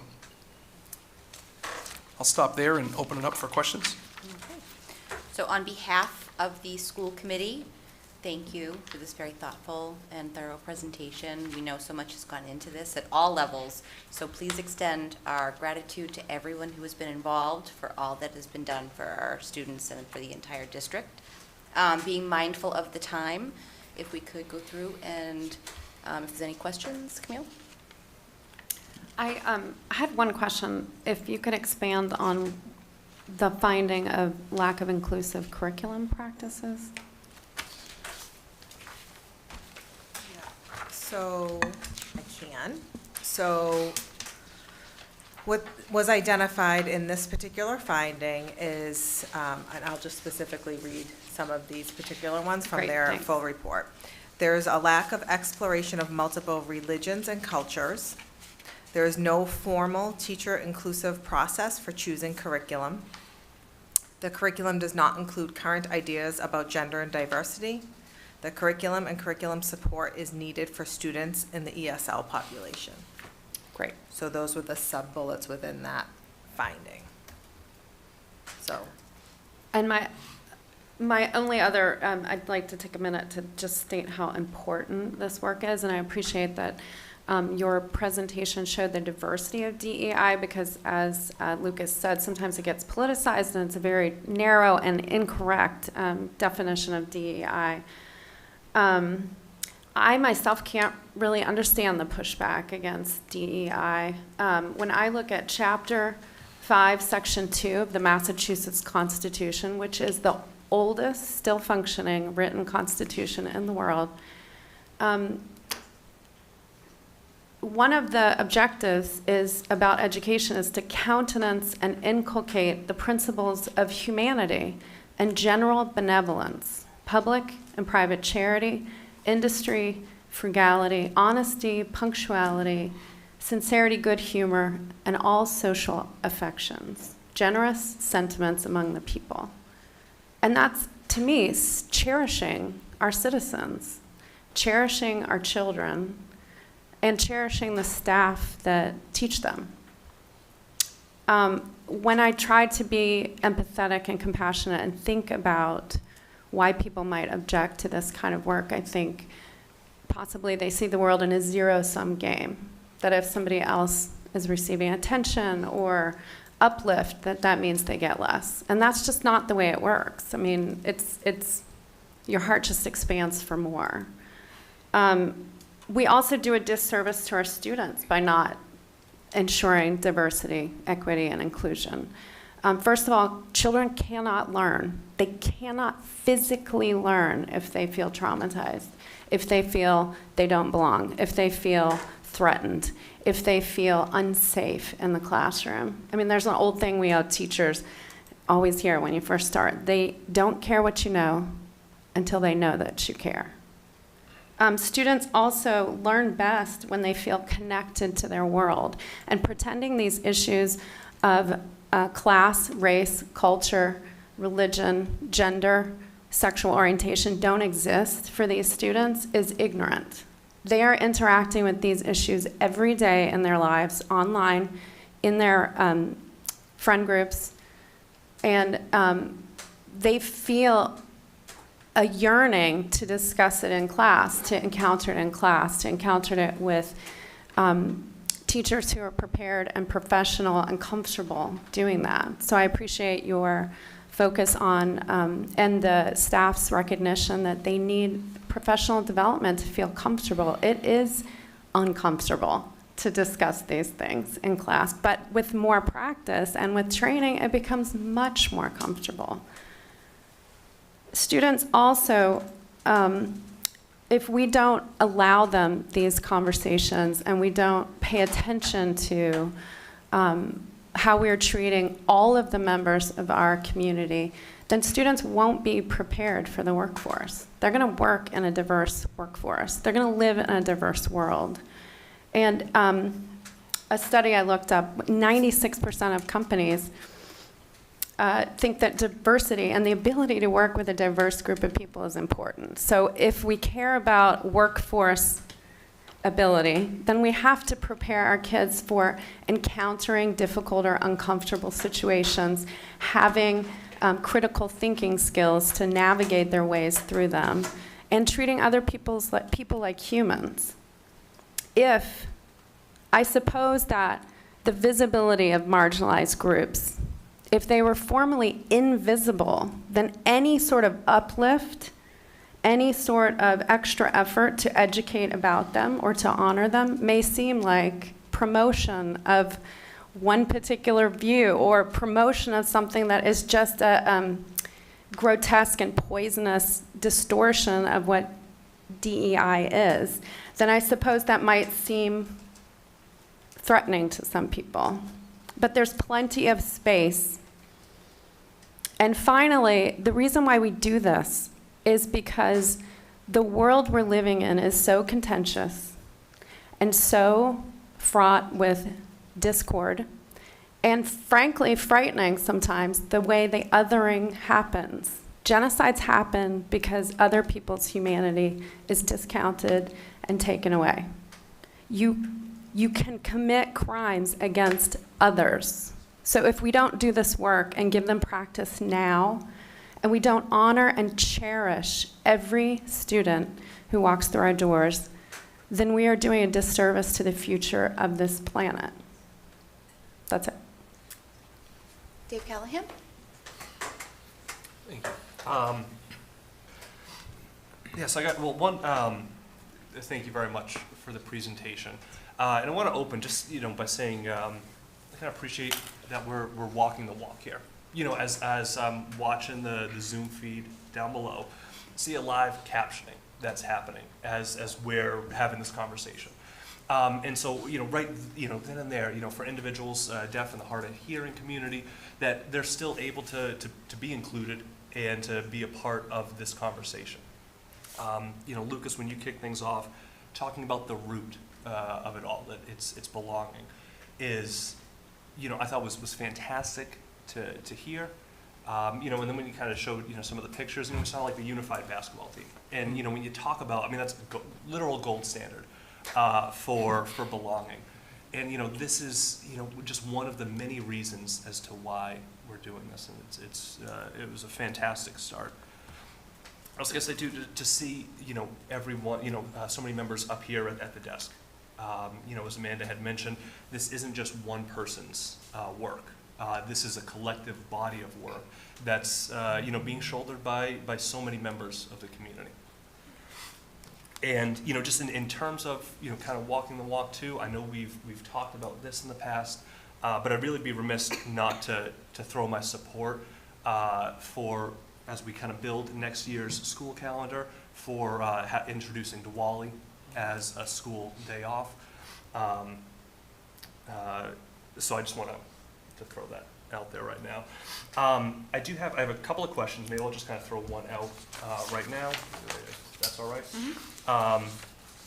We talked about equitable resource distribution. I know we see we kind of see that already being done with the strategic initiatives, really how it's flattening.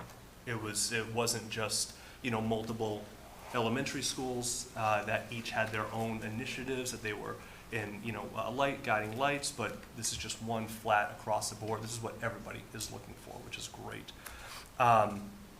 Can we expect to kind of see these philosophies and ideas as we're moving forward with redistricting efforts? So my quick answer would be yes. There's a process that will unfold that will bring our community through along the way. But one thing that the company that we're working with is interested in is context. And it's not a math problem. If it was a math problem, we wouldn't need to bring anybody together. We could just crunch some numbers and draw some lines and whatnot. But context matters. And I think they're looking, I know that they've requested information from us that speaks to demographic data that would be helpful in this work. And I think our goal is to look at all of those pieces and what makes the most sense. And when you think about where students are heading to school, how are we making sure that we build a lens around equity and making sure that it's equitable for all. So the answer is yes. And I think your original question that you asked earlier around resources that's an annual conversation that we need to have every year about where do we need resources for the students we have in front of us, regardless of what school they're at. So that's it's a great example of what we would do. And we would probably continue that work, I know, through our engagement with principals who are strong advocates for their students across the board as we talk through our budget process. And resource allocation is a driver, obviously, of budget. So, thank you very much. Appreciate that. Other questions, but I figured if one.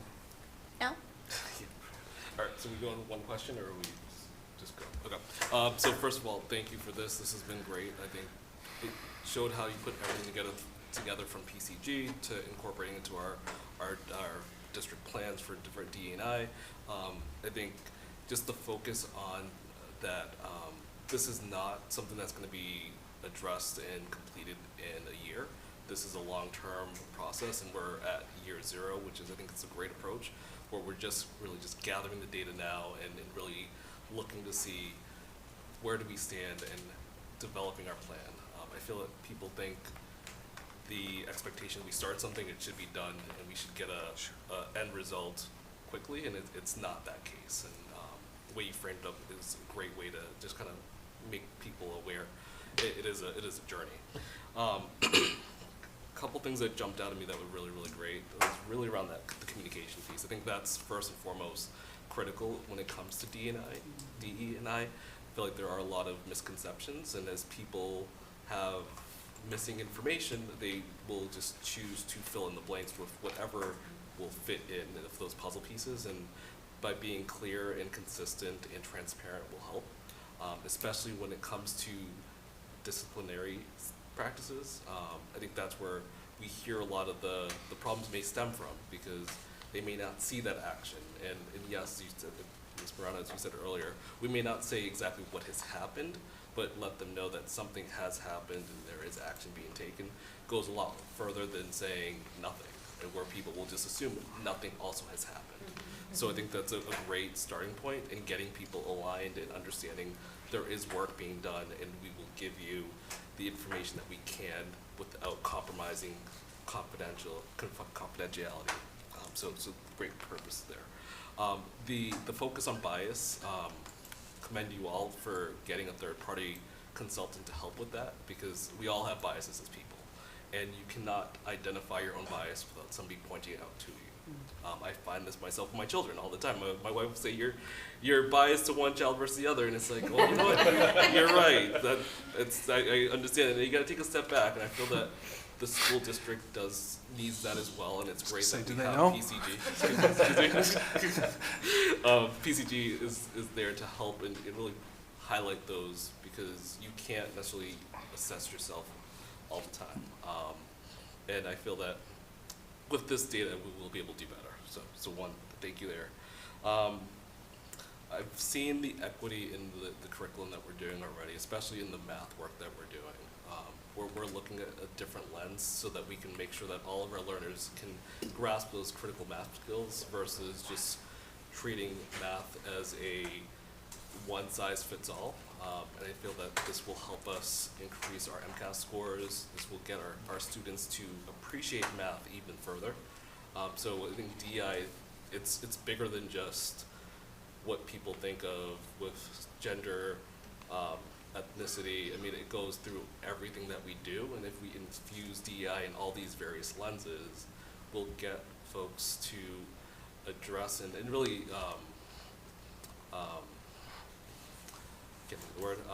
just acclimate to the different technologies and the curriculums that we're bringing people up together. So I commend you once again for that. And then I feel that people also talk about DEI and think of the lowest common denominator. I was glad to hear that you talked about that there is a gap for the gifted program, the gifted students, and how do we care for their needs? Because it's not just one level, it's all groups, and looking to see how do we care for their needs, regardless of are they have needs, or are in terms of gaps for proficiency, or are they ways that we can bring them up even further. The work that we've done with the school lunches, it's a great way to take away some of the barriers to learning. I mean, we're giving free lunch now, and not all students take free lunch. They may still bring food in, but we're not penalizing, or kids are not suffering because they do not have that ability to get that meal during school and have to focus on that versus learning. So there's a lot of things from a DE&I lens that folks need to be mindful of that really will help enhance the school district. And by doing so, once these students leave our district, they will be more apt to come back and say, hey, you know what, I want to raise my family here because I had that inclusivity. I felt that feeling of belonging, and I want my children to feel that, and we have more of a diverse community. So I see this as a win-win across the board for not just now, but our future in terms of the growth and really where Franklin goes 10, 20, 30, 40 years from now. For questions, there was mention of a diversity calendar. Just hoping, can you elaborate a little bit more on that in terms of like what is that and who receives that? I can answer that. We are in the process of developing that or continuing to build on that. I think that the DEI committee started that last year or the year before. And a few of us are continuing to add certain holidays, certain celebrations. This month, we made sure that we highlighted ADHD awareness and including, really being inclusive of all diversity on that calendar. So it's not going out to the families, it's being captured and shared monthly to the school principals, and they share it within or distribute the information within their school communities. Okay. Is that something maybe we can look to include in the just monthly newsletters as well, just to expand the reach of that to just Sure. families? So the calendar Heidi's talking about is an educational calendar, Okay. so that we can educate. So I think that might be a great next step, is to just provide information. It's different from the question that came up around school calendar that Dave brought up, but there's a lot of things that happen throughout a month that we, the committee, felt were important to highlight and make sure that people had knowledge and education on, because you might not realize what other things are out there. So that was the good question and good clarifying point. Thank you. Great, thank you. And then there was mention of rejoining the Mass Partnership for Diversity in Education. So the part that jumped at me was the rejoining piece. So were we part of that, and why did we? That is a question I can't answer. Okay. I don't know if it was a matter of kind of a lapse during COVID and I don't really have a story to tell on that one. But I do know that we are committed to rejoin, and I can find out more if you'd like, but. Yeah, so do you know? I have just a little. And I Oh, might, thanks, I might be thanks. able to build on the other Look piece. at this, that's why we're a team. Okay. So one of the subgroups of the DEI committee focused on the hiring. And within that subgroup, there were individuals that joined this, it was last year, they were part of this work, I believe, where they joined the committee that you're referencing. So I think it's a recommitment to. And I can add a little more context. Franklin Public Schools was a member of this committee many, many moons ago, a few superintendents back. And my understanding is it kind of, participation kind of fizzled out, so we no longer participated after a while. I think there was not a feeling of value of outcomes that was coming out of the committee, but we are now rejoining it, and because from what I understand, it's restructuring, Gotcha. is my understanding. And it's on a virtual platform. Yes. So So easier there's to more access. access. That was the other piece too. I think people were coming from all different places, and prior to COVID, we weren't used to doing virtual things. Yep, so making the access a little bit more equitable. So Absolutely. that's good. Exactly now. Exactly. It's more equitable access for communities. Yes. So great. No, so thank you. Appreciate this work. Looking forward to see where things come. But once again, it's not something that come December it's going to be done and we're going to be here. This is all the solutions.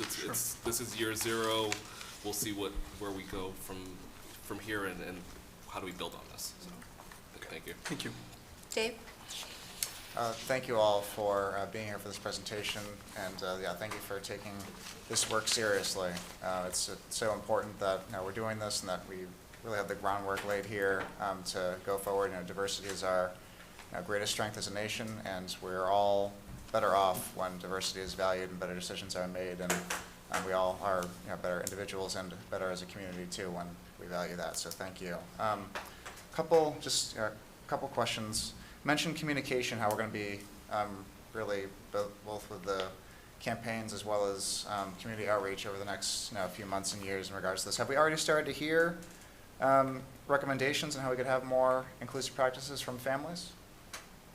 So we are going to be engaging families on November 19th. We're going to have an opportunity for families to come together to engage in this work. The presentation will be available, obviously, for people to reference, and that will be an opportunity. As I mentioned also, we shared the audit, the findings, the recommendations today, but the reality is we want to continue to learn and kind of figure out what, we heard some perceptions, for example. How do we drill a little deeper and try to understand how do we quantify some of that, or try to find themes that might emerge through that. But I think the engaging in the community, engaging with our staff in a productive way, and bringing them along and giving them the tools they need. As you saw, there was a desire to do this work, and I can think of the Speak Up at School training, the feedback I received when we did that, which was basically how to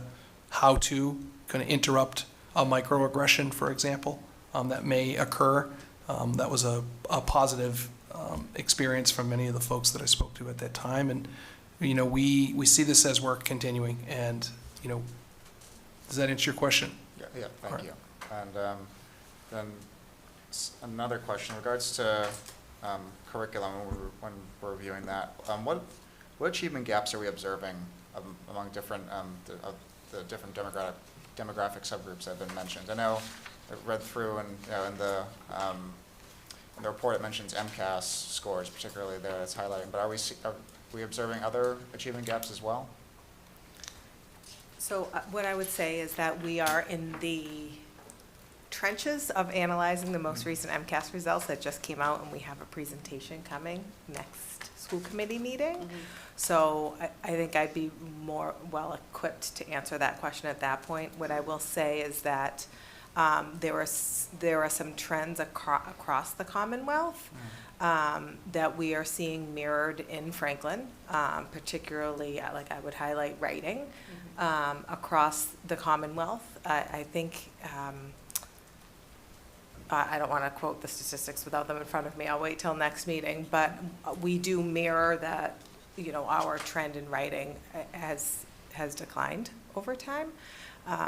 But I think I can probably speak more to that at our next school committee meeting with the MCAS data in front of us. Okay. And I think once we have the Panorama platform up and running, we'll be able to also kind of track the other data points other than MCAS to see if we find any trends. And I think that's our plan once we get that up and running. Excellent, thank you. Elise? So I was so excited for this equity audit for many, many months, and expected to get it last spring, and then expected to get it last summer, and then expected to get it earlier. And I feel like, in a way, it definitely shed some light on a few things, but I don't know if any of this is something the district didn't already know. And so I guess I'm wondering how much we paid for it, Miriam? Just ballpark, I guess. Sorry to put you on the spot. Ballpark 45, 50 grand would be, I'm not even, I don't even think it was that high. I honestly don't have a ballpark in front of me. But I'll look it up while you're talking. Right, yes, you will. I know, I'm sure you'll get us that quickly. So I think my expectations were so high, and then I think the lack of a standardized tool, some of the lack of, in my personal opinion, organization and sort of like synthesis of it and sort of the way it was packaged, I feel like left a lot to be desired. And so I really am really grateful that you guys went through and did this, because I think this was easy to read through and it made a lot of sense, sort of to consolidate things and put things in an orderly fashion.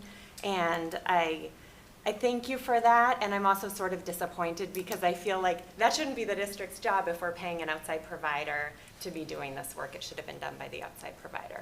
But all that said, I think that it's a good, as you said in your last bullet here, it's good baseline data.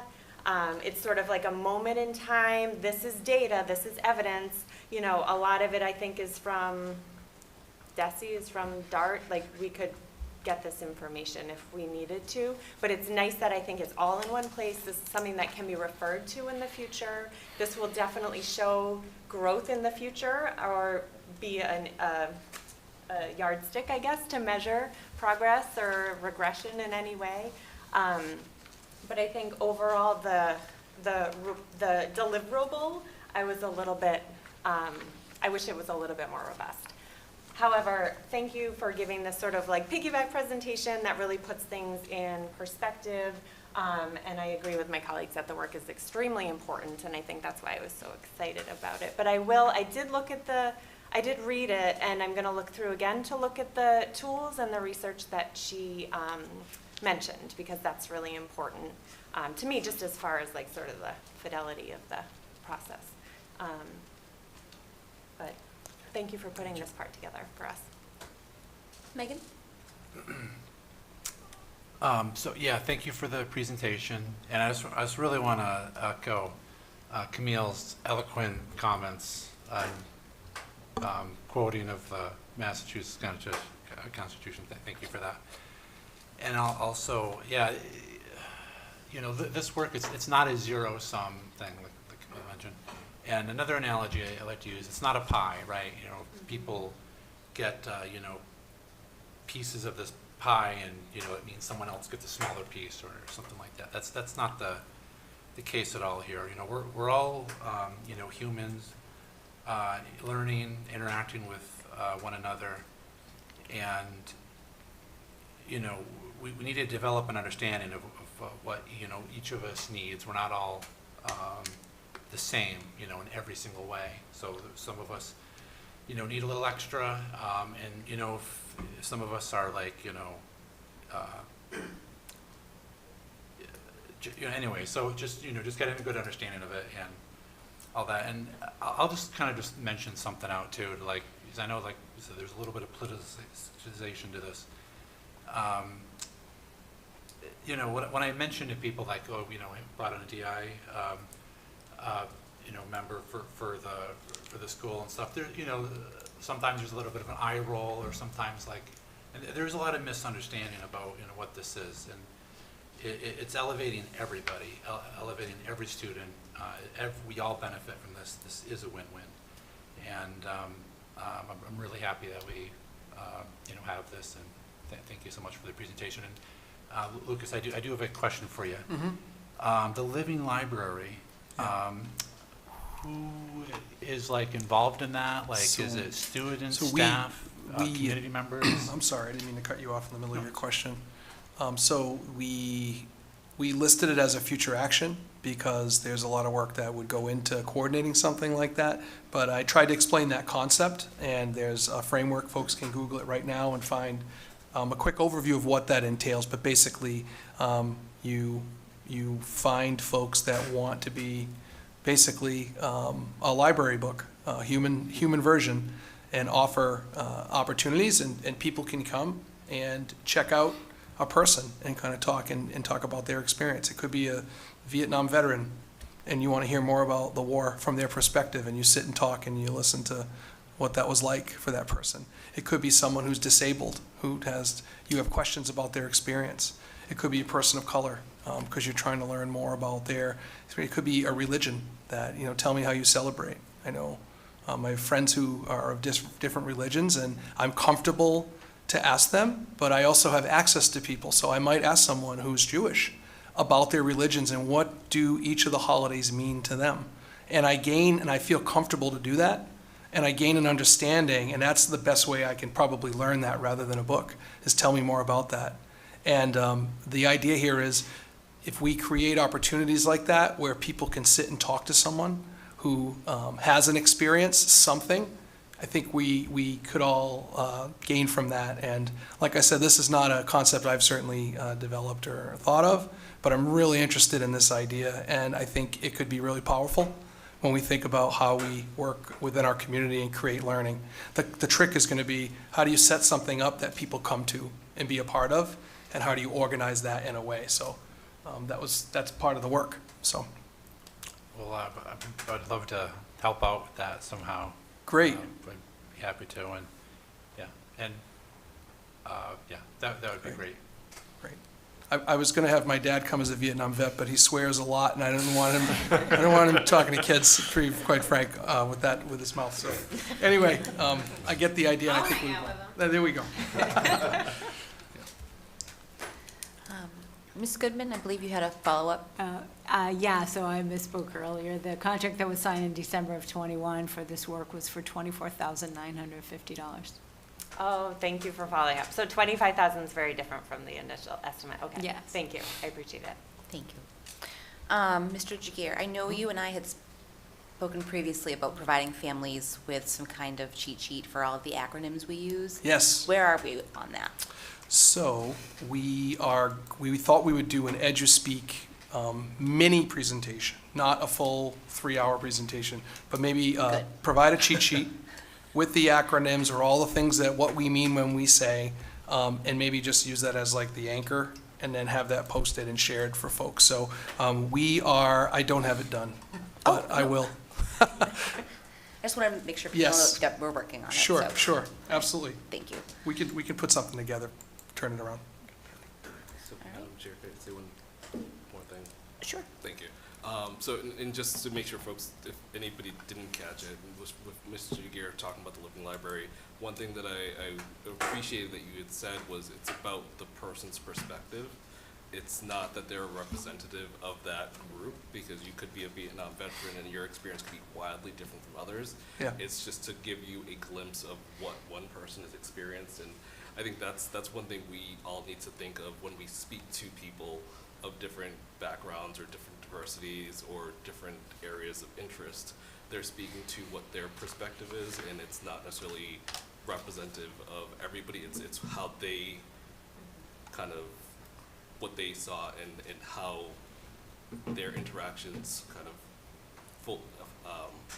cared for or framed up their experiences. Just something, but great way to kind of frame it up. Mr. Callahan, you had something else? If I may too, yeah, thanks. So I just have also a question. So we already, we've had the DEI committee who's, really been able to produce a great body of work. Now, with the DEI director, how does that change the DEI committee? Would we expect there, would more of, the director kind of take over some more of their work, kind of shrink the committee scope and scale?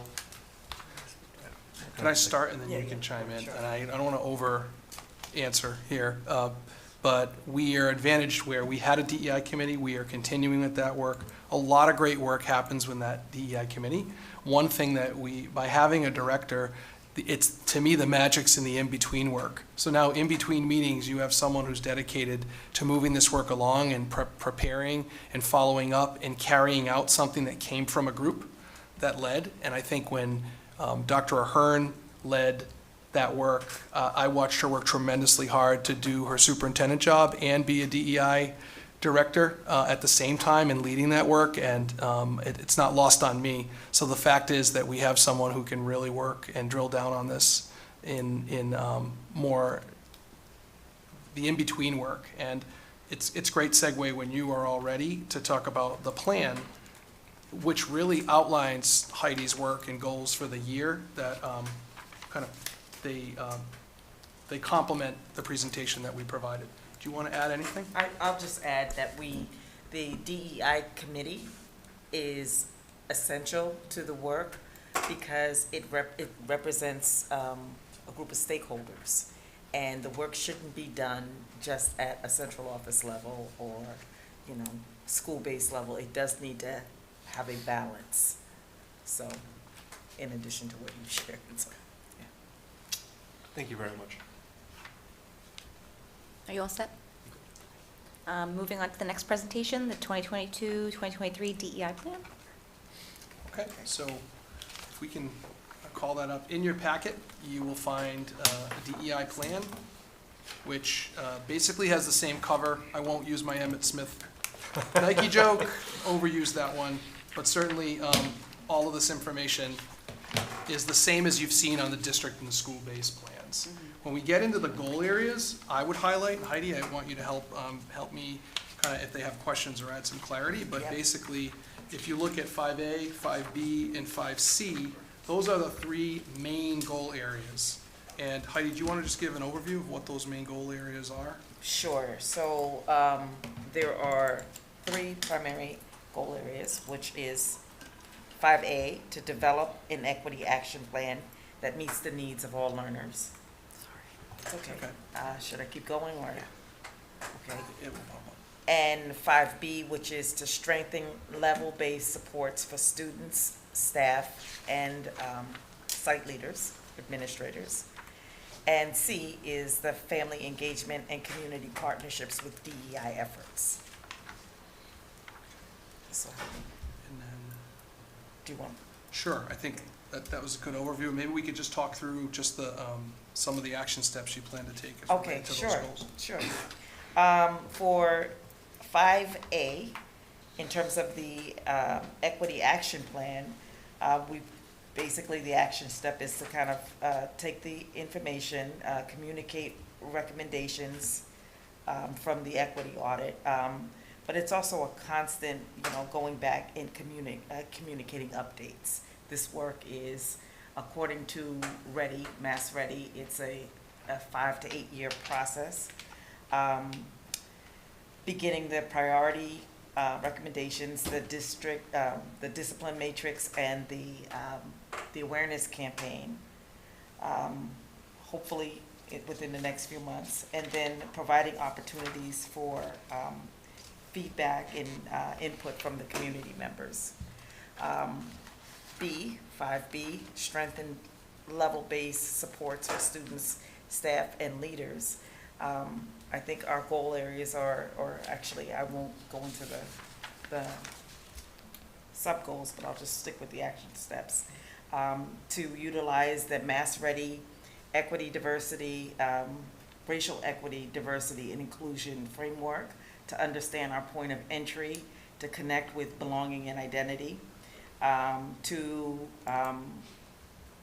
basically facilitate student groups at the high school, the middle schools, and explore ways to expand the elementary level mentoring program, co-lead the ADL World of Difference with staff advisors to facilitate a learning series to support middle and high school ADL leaders, create opportunities for the ADL leaders to mentor and teach other students, and partner with DESE's Safe School program to provide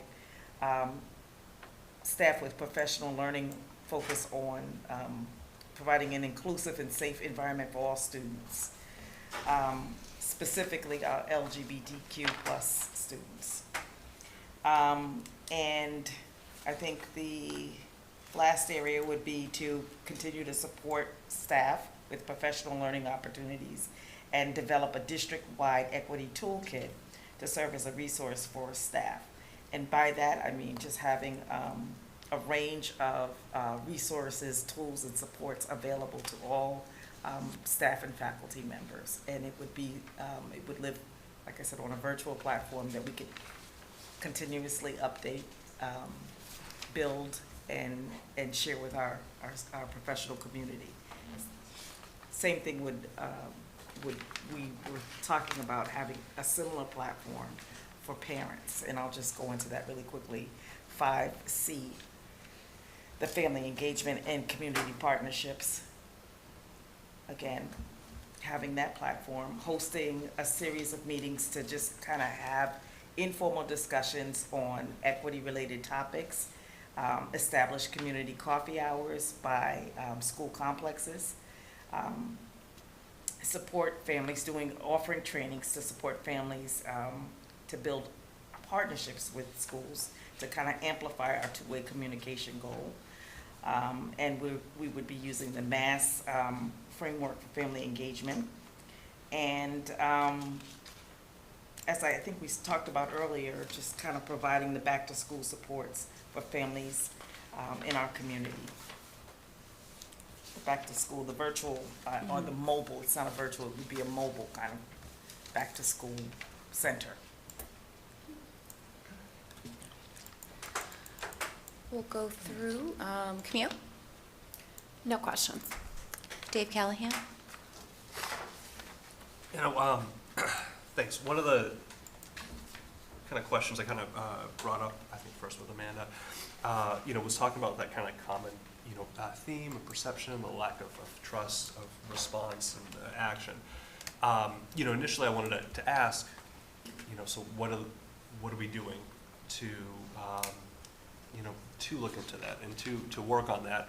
And I see here, though, a lot of the anticipated outcomes in the evidence, talking about both the discipline matrix, using the panorama to be able to really kind of track that and provide, especially this one, I love that, provide a supportive school environment with opportunities to elevate student voice. That one right there specifically, might you be able to elaborate a bit more on, kind of what we can kind of see as, how that would be achieved? Because I do think that a lot of the findings in the equity audit about that lack of support, perceived or real, would really do well if we're able to elevate student voice. So you're referencing an outcome, which is to provide opportunities to elevate. The goal related to that is to cultivate. It's the DEI director is the person. It's the goal for Heidi. This DEI plan is a district plan, but that particular goal is talking about further cultivating student relationships and learning more about student experiences across levels. So digging deeper and not take audit aside for a minute, just as an entry into the district, having Heidi engage with our students in a variety of settings. The outcome is that she learns more and elevates all student voice through those experiences. And I think that's what that speaks to. So the action steps speak to attending clubs, facilitating groups. We have talked about this before. We have the ADL peer leaders. Heidi is co-leading the ADL peer leaders as an example at our middle schools. So I would just say those are examples, and also we have an existing mentoring program at Parmentor that we want to see continue and grow and elevate. And I know that Heidi has some thoughts on that, but I think that's what that goal speaks to, is in an effort to try to elevate is how does she engage with all the different students that we have within our district. Thank you very much. Appreciate it. Al? So I guess more, I guess it's a question. So in terms of bringing students together with these various groups and clubs, is there any thoughts on how we can get more cross-pollination with these groups so that they're not in silos, and a group that may not necessarily work with another group have that opportunity to get more exposure to each other? So I'll just think that we heard a lot of athletes, mention of athletes in the PCG feedback. Like, how do we get more of the athletic groups with maybe the Saga group, or vice versa, or just different things that don't necessarily mix today? And I want to be careful to say that I wouldn't stereotype that all athletes are in that situation.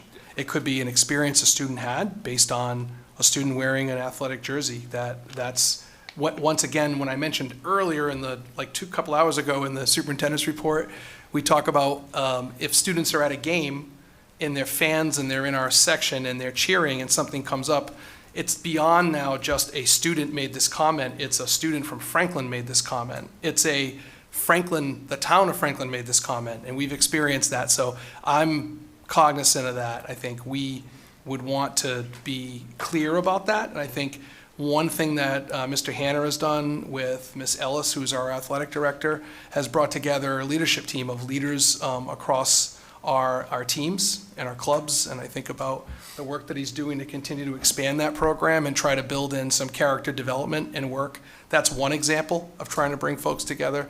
But certainly, I'll let Heidi speak to this idea of an awareness campaign. It really can't be me walking around the CAF trying to encourage. It's bigger than that, so I'll just let you speak a little bit to it. I mean, we're in the process of building this out. But basically working with existing student groups to do things like kindness campaigns, trainings, students teaching students how to be cautious and mindful and empathetic of their peers. So I think that would probably be our initial approach or our initial entry, and a part of that, going back to that whole awareness campaign. What is equity? What is kindness? What is belonging? Everybody has an identity or multiple identities, and at different times, your identities can be impacted by marginalization, you know, which is the thing that kind of pulls us all together. Gotcha. Thank you. Dave? Yes, thank you very much. Just one question for me. Then, with the development of the discipline matrix and one of the main recommendations of the equity audit, could you just briefly touch upon how that development is also going to converge with the development of the multi-tiered systems of support that we've been talking about these past couple of weeks? I can speak to that. So if you look at the matrix, what it does is it starts to tier behavior. So at the root and like the foundation of what a multi-tiered system of support is students are demonstrating, whether it's academic, SEL, behavior, students are demonstrating some capacity of what's expected in some way. It could be a learning standard, it could be a behavioral expectation. And we set tier 1 as, hey, this is what we all, this is like the community agreement of what we expect for everyone. So I'll frame it with regard to discipline because that was your question. It's saying now we have these rules and expectations that we expect every student to follow, and we teach the skills that we want them to have so that they can be successful. And there are times where it's not a label because you can float in and out of any tier. I think I mentioned this a few meetings ago, but ultimately you could be in a situation where you now, if the expectation is set universally for everyone and you violate that rule or an expectation with regard to discipline, now you floated into needing another tier of support or accountability, or both, supportive accountability, on how we manage that. And depending on the infraction, you could find yourself really in a more offensive thing. So it could be running in a hallway, could be a very basic kind of first level warning, what's going on, but you could have said something very offensive, and you could have directed an inappropriate comment at someone, and that might carry a different, you could have been in a fight, it could have been something on the continuum of behavior. And I think what we mean by tiers, and as it relates to the framework, is like if you are found to have bullied, it talks about if it's your first offense or if you've had multiple infractions, and discipline's progressive, and interventions are progressive as well. So basically, there's a continuum of how we expect kids to, how we would respond to student behavior with regard to your question around discipline matrix. If I could add, I think also what we can do too is analyze the data. So we're tracking our discipline, our behavior, and our incidents, as well as tracking the behaviors that we're seeing. And if we're seeing that there's a trend going with a particular student, we can then come up with a response of more an intervention, and whether that be like a tier 1 intervention of behavioral, social, emotional, or a tier 2 intervention to prevent that behavior from happening again, or maybe an education, and we can tier the response piece to it in an action plan. So that would be like the restorative piece of it. Thank you. Elise? That was a great question, Dave. I don't have any specific questions about this because I feel like it's sort of it was based on a whole lot of information, and it's going in a direction that's consistent with the other school improvement plans, the district improvement plan. The one thing it talks about the equity plan, right? So that's like an action item. Develop a multi-year equity action plan. So that sounds like a big job. And so that's just like one little bullet on this paper, and it's also part of this, right? So the next steps. So that's going to look different than this. I guess I'm like not like this seems like a lot, and this seems like a lot, and then so the equity plan, is that just sort of like streamlining it to not just be this school year, but sort of beyond? It's to the equity plan they're recommending is we received this audit, we have these findings. Mm-hmm. We've started to lay the foundation for some good work in this district for a few years now. Now take that information and go out and learn more and talk to people and administer surveys and get data on performance and start to put together a plan that prioritizes areas that we want to set goals around, and start to look at that in a multi-year kind of idea. And this plan is really about what are we committing to this year to try to accomplish in this area. And also, it's directly related to, some of this you'll see is related to what Heidi is doing. And I thought we wanted to be transparent around the role of our DEI director, but also in context to this plan involves everyone. And you heard our principals talk about how they'll support this work with students. So we thought we needed to give something that's going to basically be clear about what our intentions are for this year. And at the end of this year, we hope that we've set the foundation for a multi-year strategy that helps us start to continue to build out some of the ideas and recommendations, and we will have our own findings. I think that we'll be able to communicate out to everyone and set goals around if we feel they're appropriate. Gotcha. So the equity plan, the equity action plan will exist to inform future district improvement plans and school improvement plans? Yes. Right, okay. I'm like, it's just a lot of important documents, so if there's a way to I streamline understand. that would be great. And I'm all about synergy. That's my second favorite word to systems. So systems is number one. But synergy is my second favorite word. So Yeah. I would say when we can do that and be clear, so if someone reading it can't understand it, it's really not helpful. So that's another thing. Definitely, and I do think the transparency is important.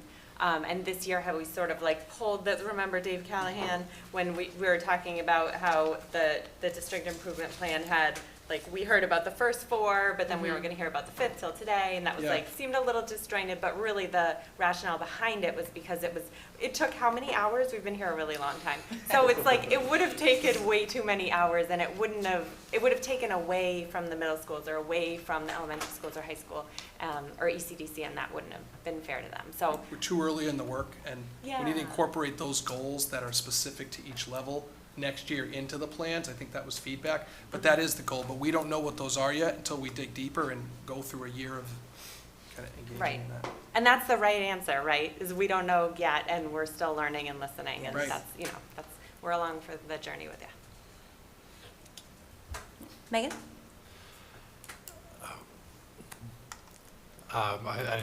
Sorry, I'm just laughing at something. Yeah, thanks for the presentation, and I don't have any questions.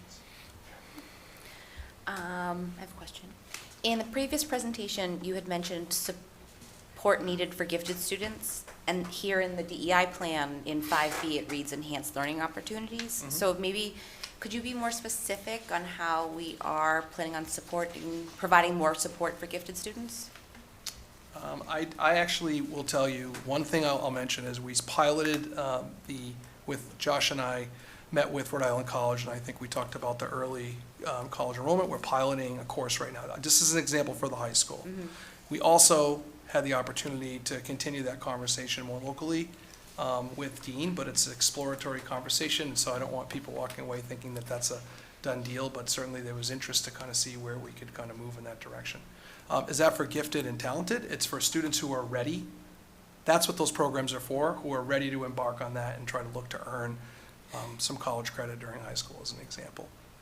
When we think about MTSS, and I'd be happy to kick it to some of my colleagues, but this whole idea of tiered support, if students are demonstrating, mastery in a specific skill or a specific area, I know that our teachers work really hard to look for ways in which they can continue to engage them and deepen the learning.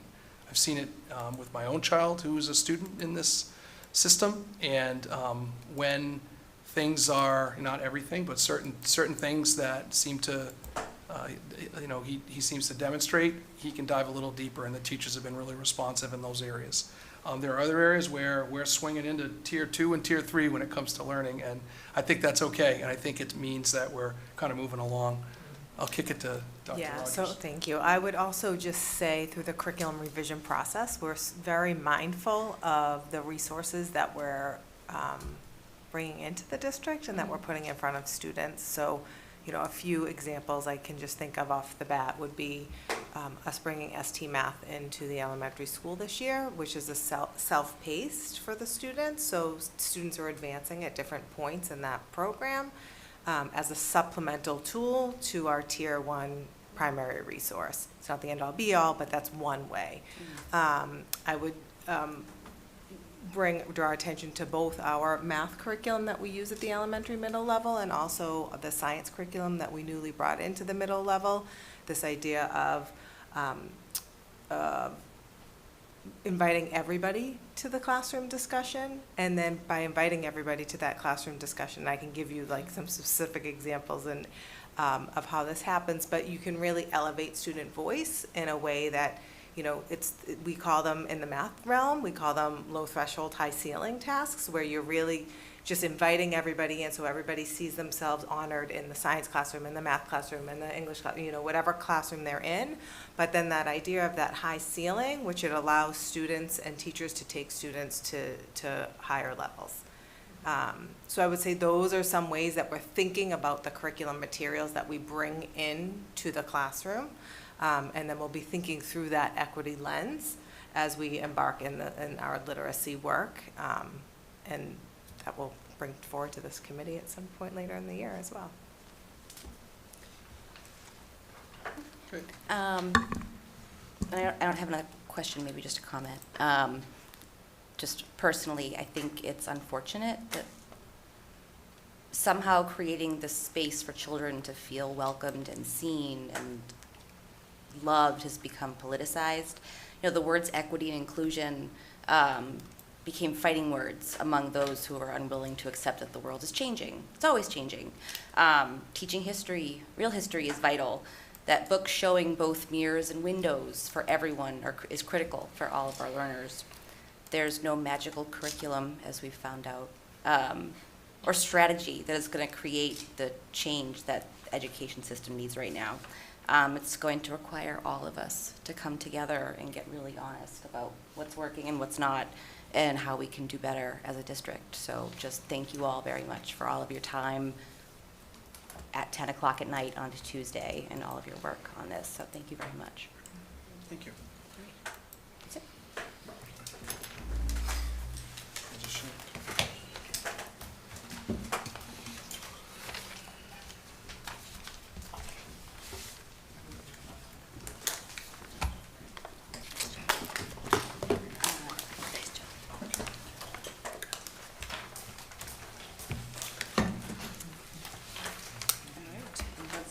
You're ready, Mr. Jagir, we'll move on to discussion action items. So we have two discussion action items for you tonight. The first is review of it's a second read of our policy. We reviewed this at the previous meeting. Just get situated. And it's the alcohol, tobacco, and drug use policy by students. We noticed some edits that we made. It's the second read, so I think you're all familiar with it. I recommend adoption of policy JICH, alcohol, tobacco, and drug use by students as detailed. Okay, is there a motion to adopt policy JICH, alcohol, tobacco, and drug use as detailed? So moved. Is there a second? Second. All right, any discussion, questions? Camille, Dave, Al, Dave? Okay, all right, seeing none, vote will come on the motion. All those in favor signify by saying aye. Aye. Opposed? All right, motion carries. All right, B. Okay. The diversity, equity, inclusion plan we just brought before you and answered the questions. So I recommend approval of the 22-23 diversity, equity, inclusion plan as discussed. Is there a motion to approve the 2022-2023 diversity, equity, and inclusion plan as discussed? So moved. Is there a second? Second. All right, discussion, questions, down? All right, so seeing none, vote will come on the motion. All those in favor signify by saying aye. Aye. Opposed? All right, motion carries. Discussion only items. Mr. Jagir, you have So- the October 1st enrollment numbers. We do. So the enrollment data for Franklin Public Schools being provided to you as we customarily do every year. The total enrollment for Franklin Public Schools is presented as compared to the enrollment forecast presented by the demographer Jerry McKibben in the winter of 2020. And overall, the Franklin Public Schools enrollment approximates that which was forecasted back in 2020. It's noteworthy. Some of our elementaries have higher projected enrollments and some are lower. This is likely due to effects in the housing market. The demographic information for the district also presented in the 5 years. There were percentages of students receiving free and reduced lunches increased again this year by 2%. The value from 2020, 21, and 22 may be slightly lower. However, because lunch is provided at no cost to students as a result of state funding, we have less people who applied because of so I would expect that those might be slightly lower. This may have resulted in less applications. We've also seen an increase in our English language learners from 82 to 93 in the 2022-23 school year. And the student enrollment by race and ethnicity is also listed for this committee's review. And we continue to see an increase in racial and ethnic diversity in our district. You can see those charts that list that out. This will be also, I think it was published in the packet publicly.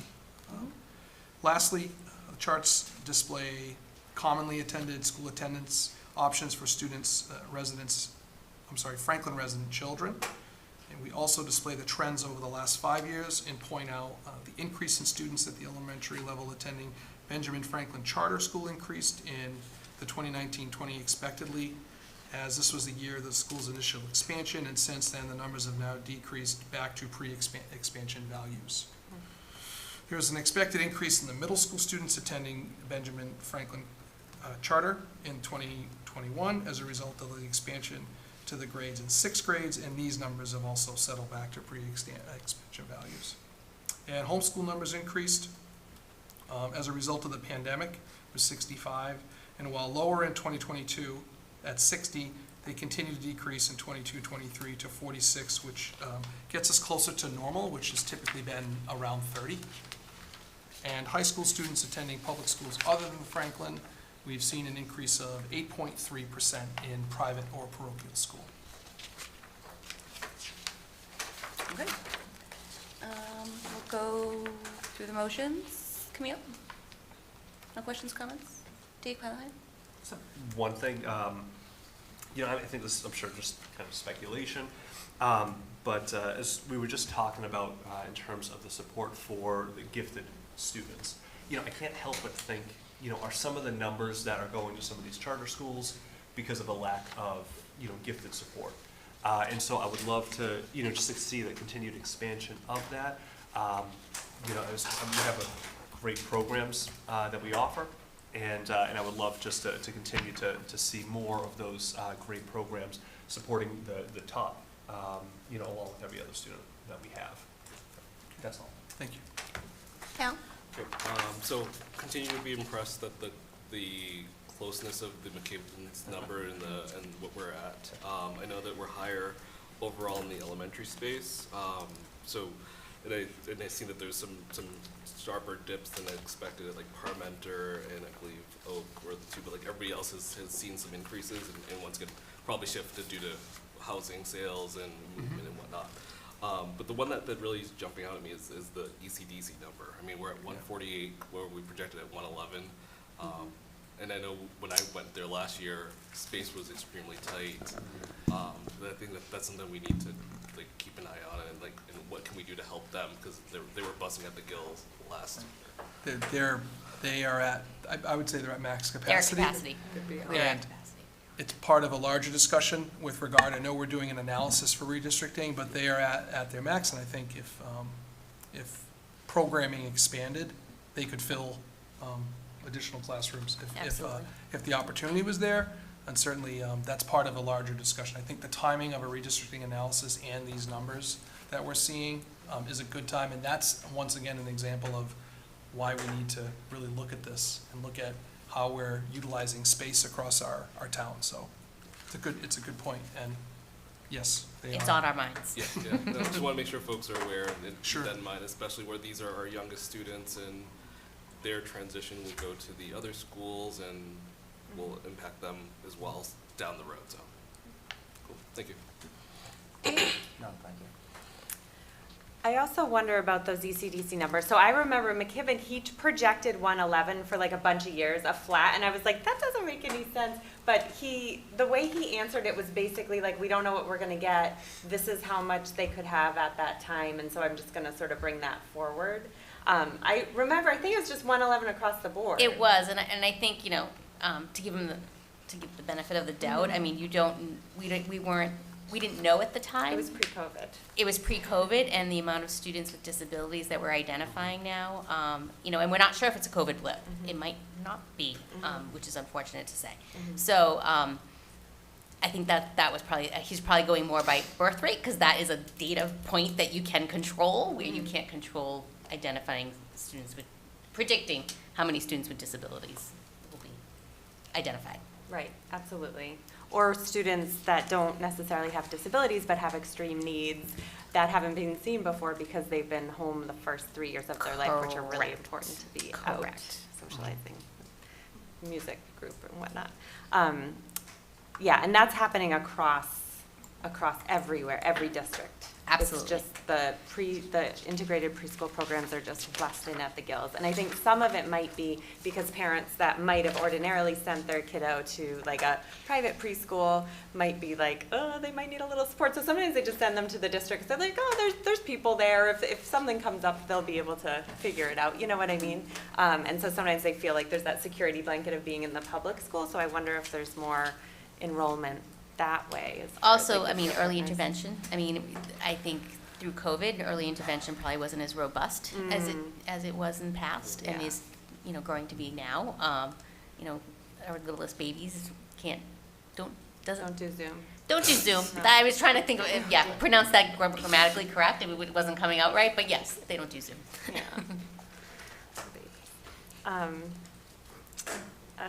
What other question? I had another question. Just about the October 1st numbers. And so October 1st numbers are like an important thing as far as moving forward. So it's not just about the number, you're not just trying to fill airtime. This is, these numbers are important going forward. For that. Yeah. So as far as, I guess, Mary, I'm not getting too deep into it, but this is not my realm. So as many times as I can be beat over the head with it, it helps. As far as these numbers go forth to project out our Chapter 70 foundation enrollment and our foundation budget for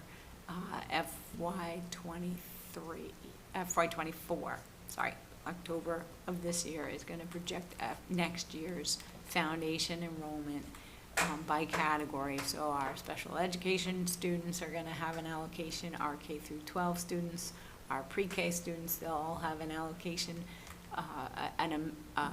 The enrollment will determine how much the state will decide is an amount to provide an adequate education for the students in Franklin.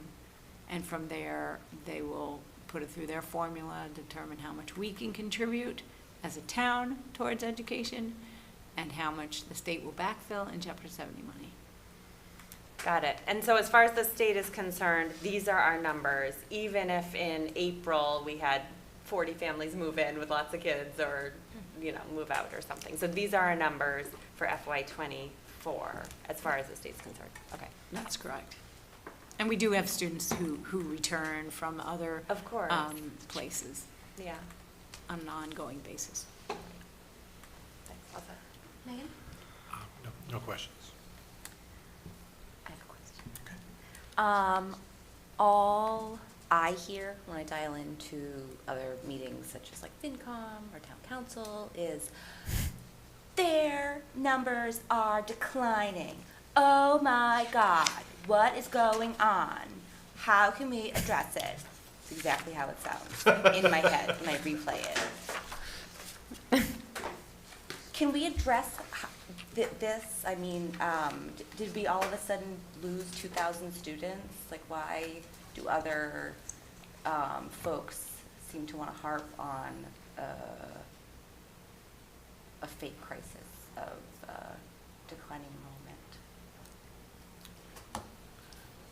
My response to the question is, even though we've seen enrollment decrease and decline, I think it ebbs and flows through the life cycle of a community. There is a reality to birth rate. I think that's hitting everyone. The needs of our kids, so we do make enrollment-based reductions based on the number of kids we have. I wish it was a math problem like a factory that's building tires that has specific amount that they produce and then can ship out, but that's not the business we're in. We're in with humans, and As I mentioned earlier in my report around the needs of kids and the supports that we need to provide them, there's an expectation in this town that we provide a very high level of education, and there should be. And it's something that's a sense of pride. It's why I know I want to work here, and I want my kids to be in the system. But with the same, in the same regard, that means we also have a responsibility to make sure we're providing the supports. And, you know, I ran into a teacher last week in one of our elementary schools, and the comment was basically like, I would love nothing more than to just teach my content area and the subject area, but there are so many other pieces about these little humans that come in that we have to work with, and it's not the state mandates, but it's just a need to make sure kids are able to access their learning, and that requires support. Sometimes it requires intervention. Sometimes it requires tutoring. Sometimes it requires additional staff that aren't necessarily the classroom teacher to help build out a system and a structure. So it's not necessarily an easy thing to solve. And as we've heard before, I'm thinking back, Dr. Hearn's in my head right now around schools have become the hub of a community, and ultimately that's how we build our supports, and we are transparent with our budget and our numbers and how we develop it, and we'll continue to do so. And I recognize that question is out there, it sounds like, and what we'll do is we'll do our best to paint the picture and tell the story and the narrative, and maybe having the people who we're talking about when we say this. I think we all have a picture of a classroom teacher in our mind, and maybe when we went to school, that's what we remember. And maybe it would be worth us putting some people who do the other work. We have students who are learning English as their second language, and how are we supporting them? That takes an adult to partner with an academic teacher to make sure that there are language goals in addition to the learning goals. So that would be my long answer. I probably could give a longer one, but that would be. No, I think that's important. But, you know, I understand, and I understand that we have to communicate. It's our job to educate so that when people ask that question, they may not have the answers to that, and they may want them, and I think we owe it to the community to provide that kind of information. So, well, I think that's important that, you know, schools are a hub where we're dealing with mental health issues, food insecurities, student support services. You know, I think just about my family, you know, my grandparents had 7 kids, and then my parents had 3, and I have 1, and my siblings are like, we're never having kids because they're the worst. And, you know, like, but when my grandparents had kids, their school experience is completely different than my son's. So just because we went from 7 kids to 1 kid doesn't mean we need less staff in schools. And I think, to reiterate, I mean, we provide social services at this point. We are after-school care, before-school care, food, Health. mental health, and physical health. So we are providing it all because service providers are lacking in our communities, mental health providers, and so it's, yes, the needs are greater. It's not just about the numbers, it's about the story. Thank you. All right, moving on. Information matters. Superintendent evaluation, Elise.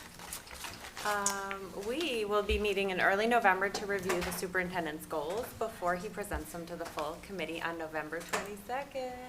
I'm so excited. Yes. All right. Me too. Budget, David Gill? Budget's not met. No joint budget subcommittee Uh, scheduled? I Nothing? believe it's in the works, but Is not, it? not as of yet. Okay. All right. I'm just wondering. Policy, Dave Callahan. Got, next meeting, November 9th. Okay. Community relations, our next meeting is November 1st. Some MASC liaison news. So next week we have our MASC joint conference. Wednesday, November 2nd through Saturday, November 5th. I'll be in Hyannis, not working my job that pays me. I'll be down in the Cape. You'll be promoting all of our resolution changes. Yeah, I'll be doing some school committee work. I'm looking forward to attending the delegate assembly and several of the panels. They have a ridiculous amount of panels. Lucas and I were talking about it before the meeting. Their theme this year is promoting equity, diversion, and inclusion, constructing the narrative to define the message. So I'm looking forward to bringing back some information to you guys at the next meeting. Space needs and facilities, Al. Yep, so the contract has been fully executed with FGO, so that was after our last meeting. They've requested a plethora of data just to begin their data analysis. Ms. Goodman has sent that off to FGO so that they can start doing their work. We've also put out the redistricting advisory interest form that went out last Tuesday or Wednesday, I believe, with a deadline of the 28th, which is this coming Friday, to express their interest. Happy to say that we've gotten a good amount of people, both from the families and also the educators, so great cross-section. But we do have more time, as I said, till 28th, so if folks are still interested, feel free to find Mr. Jagir's letter and express your interest. We will be letting folks know at the beginning of this month, or beginning of November, where we will then have, let them know that our first meeting is on November 15th, where we'll pull the advisory district together, committee together, and just really talk through goals, expectations, and really how the process is going to go. So looking forward to that, and I think looking forward to the group that we'll have as well. So great people from what I've seen so far. Joint PCC? Joint PCC, yep. We had met on the 17th, talked through a plethora of things, back to school night, in-person events such as like a pumpkin squirrel, spirit wear fundraisers. So the PCCs are really doing a lot to fund the school for enrichment activities. So if folks aren't aware, all their activities help raise funds of some sort or bring some enrichment to the students above and beyond what the district does. So a lot of great efforts just to help build some community, get folks back into a rhythm now that we're post-COVID and we can do a lot more in-person events. So great things. One thing that recently happened was that Ladybug 5K, which was hosted off at JFK. So for those runners, they were a great event, and where we hadn't done that for a few years now, so it's good to get that back. But then it was also great to see the Kennedy families come together, and also people that don't go to Kennedy come there as well, just to really support and help raise funds to go back to the students. And we had amazing high school students that were able to be there to help support in terms of being, running the courses to make sure that nobody was left behind, helping coordinate the little kid fun runs. So really great event, and looking forward to another one. Beautiful day weather-wise. I think kids were wearing shorts and t-shirts, and it was November or October. So great thing there. And yes, once again, can't speak any highly enough about the PCCs doing really great work. And I think our next meeting's on November 7th. Okay.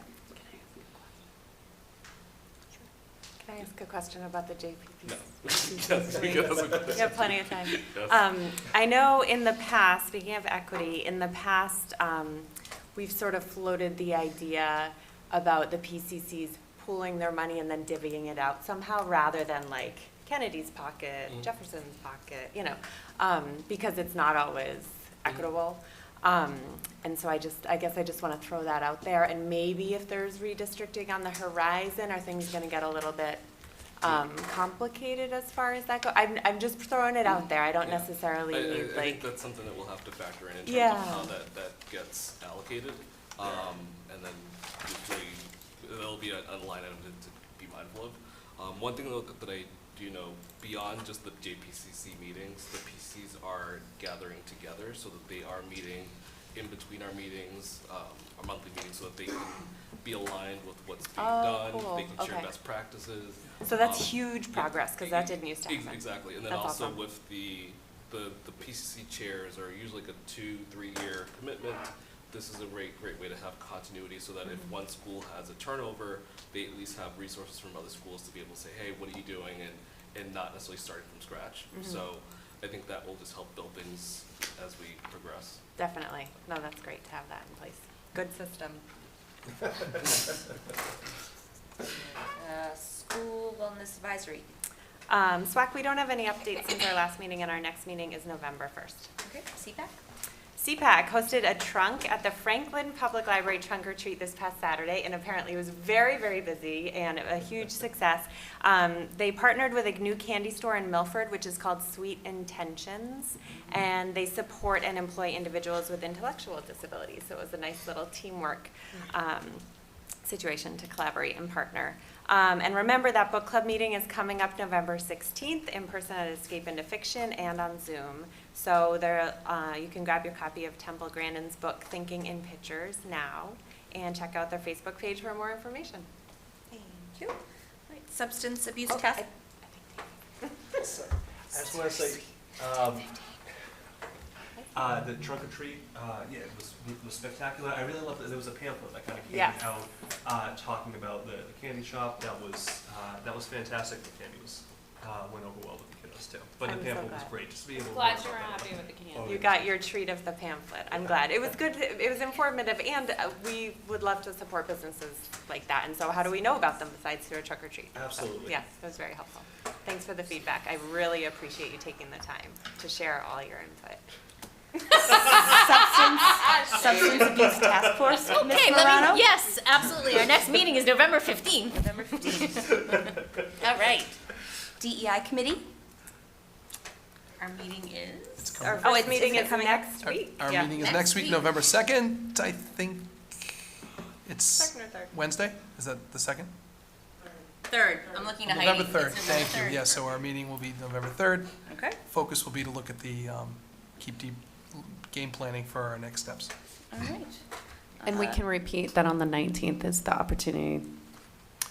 Yes. Yeah. Do we have any information about where, when, or how? Or? No, we Okay. wanted to get just the date out to let Yep. people know we're intentional about it, and now we'll put out some more information. Okay. All right, consent agenda, Mr. Jagir? Okay.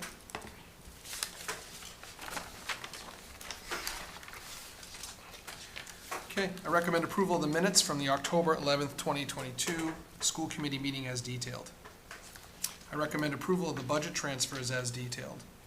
I recommend acceptance of a check for $675 from the JFK PCC for field trips as detailed. I recommend approval of the 2022-23 student activity accounts as detailed. I recommend approval of the request of Mary McMurray to take the JFK 4th and 5th grade music students to the Veterans Auditorium on May 26, 2023 for a concert as detailed.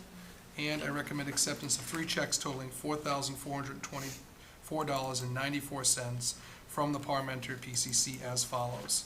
$3,236.54 for supplemental supplies, $638.40 for field trips, and $550 for field trips. I recommend acceptance of a check for $1,405 from the music parents for in-house enrichment for the music department as detailed. Okay. Is there a motion to approve the consent agenda as detailed? So moved. Is there a second? Second. All right. Any discussion, questions? See how fast. Vote will come on the motion. All those in favor signify by saying aye. Aye. Opposed? Motion carries. All right. Thank you. Moving along, are there citizens' comments? Are there any citizens in the audience, in person or online, who would like to make a comment on an item not on tonight's agenda and falls within the committee's purview? We'll go in person first. Okay. If you want. Well, if you could just, sorry. I just have to read a statement really quick. All right. In the spirit of open communication, the committee will hold a public participation segment about matters not related to an agenda item within the school committee's purview, such as budget, performance of the superintendent, and policies. Comments are limited to 3 minutes and must be addressed to the committee. Citizens' comments segments are not debates or Q&A sessions. It is intended to offer citizens an opportunity to express their opinions on issues of school committee business. The committee will listen to but not respond to any comment made. If you could state your name, address, and please keep within the 3 minutes. Thank you. All right, these are more questions, okay, so you can't answer these. My name is Artemios from Raymond Street. I just wanted to ask if I'm going to have a copy of that DEI presentation. Is that available for me to take? Can I answer? Or?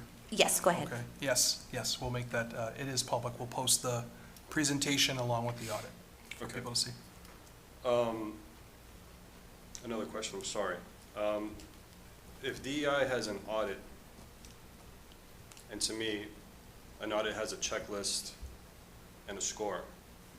So what are the penalties if that checklist, all those boxes aren't checked, and there's a low score? Is that a fair assessment, that an audit is a checklist and a score?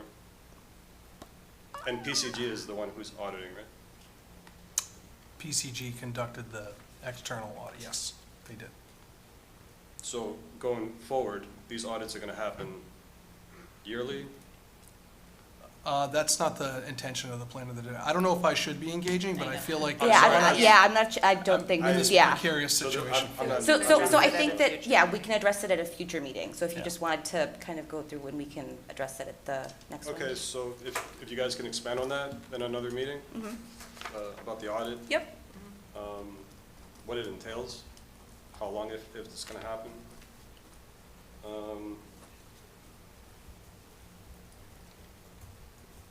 And also, where's the DEI agenda coming from?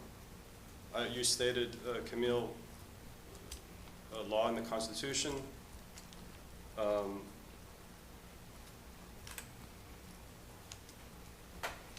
Which we had this before DEI, what you stated, what you read. Why do we need DEI now to focus on this? Didn't we have this before, the belonging to? Have everybody equal, equitable, even before DEI? Like, why is this a new thing now? If you can expand on that later too, that'd be great. I think that's all I have for now. I appreciate your time, thanks. Thank you. If you could just state your name and address. Yes, my name is Mark Minichelli. I'm at 31 Longfellow Drive in Franklin. This subject is important to me. It brought me back to the school committee meeting. I haven't been to one here in Franklin in 45 years. So I'm fully supportive. I just wanted to lend my words of support to all of you, to thank the school committee for the time that you spend in general, as well as the school administration members that are here tonight. When I was in high school in the mid-'70s here, I don't think anybody knew what diversity and inclusion even meant. Neither students nor administration in those years. It was not until I was in corporate settings over the last 20 to 25 years, there was a lot of emphasis placed on diversity and inclusion. And during those sessions, I learned how important it was to the success of business. And there are a number of studies that show that businesses that are more diverse happen to be more successful and more profitable. And it makes me think back to a message that I would encourage this team of committee and administration to think about, that the benefits, I think the benefits go beyond the underrepresented students that diversity and inclusion will directly impact, and probably has an impact on all of the students in the classroom, in the setting, during discussions. I think back to perhaps during my high school years, could I have learned more if some of the students in the classroom who were holding back for one reason or another because perhaps they didn't feel comfortable expressing that opinion, could I have learned more? I'm certain that I could have, and I would have had an enhanced education experience. And I think, I don't hear that message in what I saw tonight, and perhaps it would help more of the community accept what you're doing if you can relate the benefits to all of the students in the school by helping some of the students become more comfortable. So I thank you for your time on this and many other topics, and I won't wait another 45 years to return. Thank you. Go to Zoom. Is anyone on Zoom? If you wanted to raise your hand, okay. If you wanted to go ahead All right, Megan Benson, if you could state your name and address, and with the 3 minutes. All right. Yes, Megan Benson, 19 Winthrop Drive. So my first question is kind of along, well, both, I guess, are kind of along the lines of the first speaker. But first of all, I'm wondering if there is a way to release the methodology and the sample size around this audit. I do appreciate Elise Stokes having kind of questioned it a bit, and then, you know, I agree with you, Elise, kind of the disappointment with this audit. We spent obviously a ton of money, you know, for this third party to kind of conduct this, but then what I find a little bit, just, you know, as a researcher professionally, I find a little bit disconcerting is the fact that you know, this was presented tonight, but there was not much information about methodology or sample size, or, you know, what was the split between the focus group, the you know, qualitative data versus quantitative. And I think that's really huge, because we're using the results of this study to create a plan. But, you know, if in my personal, you know, in my job, if I went to a client and said, here's this study, and I'm going to present this to you, and you're going to use this to make decisions, the very first thing and the most important thing I have to do is kind of map out how many people answered these questions, the demographics of them, you know, basically provide them methodology and sample size. So that part is huge. The second thing I would like to touch on is just, you know, in the beginning of the meeting, we talked about the behavioral issues that we see in these less structured settings. And we're talking hallways, lunchroom, bathrooms, dismissal. You know, if we are seeing major behavioral issues, I would hope that the parents of these students are being contacted and it's being addressed from that level as well. I'm not seeing necessarily how this influx of DEI curriculum and instruction would help that.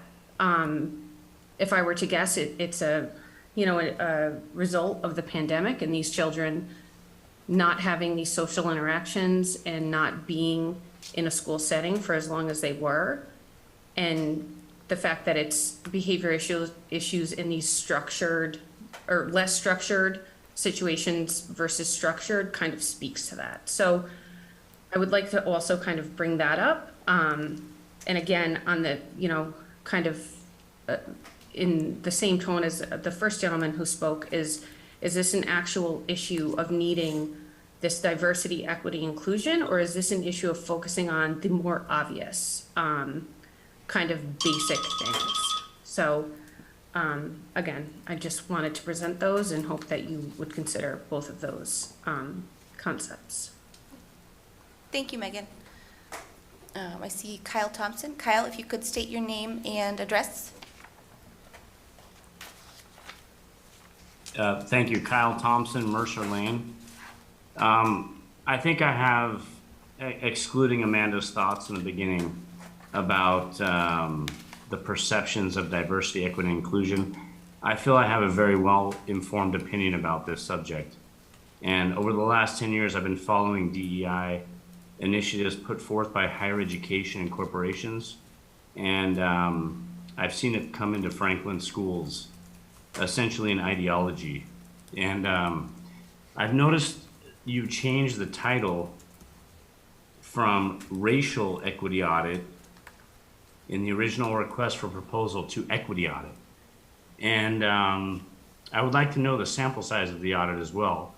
You continue to use the word equity in the context of equal outcomes and shaping policy around race, sexuality, and gender identity, as if everyone in these groups is monolithic in perspective.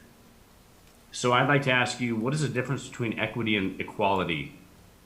The audit that was mentioned costs about $40,000 to $50,000, of taxpayer dollars. So a question for Amanda, I don't know if she's still on, but about her organization that conducted the audit. is diversity of thought across political and the ideological spectrum represented by people in your organization that worked on the audit? Additionally, our diversity, equity, and inclusion director costs taxpayers over $120,000 a year. What is the increase in academic success that we could expect from this expenditure, right? Schools should be focused on academic success, not bringing an ideology that is based on perceptions found in a biased audit from a left-leaning organization. These findings were based on perceptions and not truth. And Heidi, I want to ask you, excuse me, you mentioned one of your first initiatives was going to be to create white affinity groups in a local meeting. What is the status of this initiative, and what is the intention for this group of white people? Sometimes truth hurts, and I feel like you are pushing truth aside to make everyone in the community comfortable. You know, this is life. I mean, people go through uncomfortable things and they need to learn how to deal with it. And you are just pushing it aside and providing phone numbers, doors to knock on, safe spaces. You know, you're creating fragile people. I recommend, this is my recommendation, I recommend that you focus on algorithms of educational success of all students. And the only way to do this is by observing students that are reading, writing, and doing math at grade level or above. Thank you, Kyle. We should not be infusing DEI into our public schools, which excludes the diversity of thought.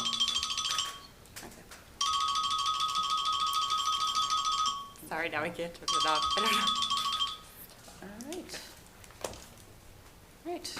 So there's no one else. All right. New business, Mr. Jagir. Okay, so next meeting is on, I'm sorry? Denise. Oh, sorry. Oh, I'm sorry. All right, Ruth Ann, if you could state your full name, address, and stick to 3 minutes, please.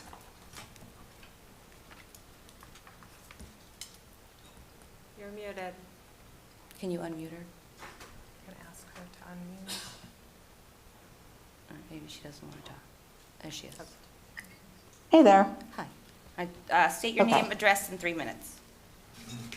Sure. So Ruth Ann O'Sullivan and 175 Oak Street. I'll keep it short. I just wanted to thank the schools for their commitment, dedication to this work. The majority of us are grateful for your dedication. The lack of understudy about DEI was clear in the previous statements.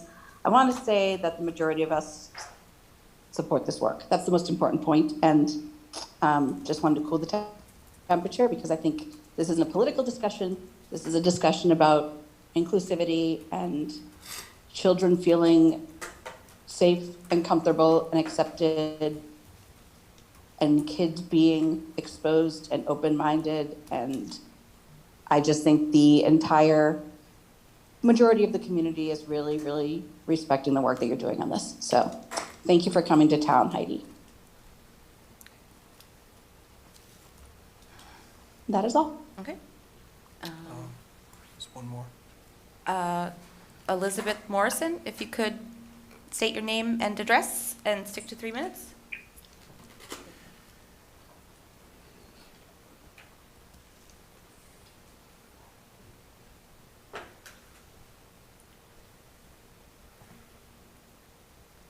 Yep, I think she put her hand down.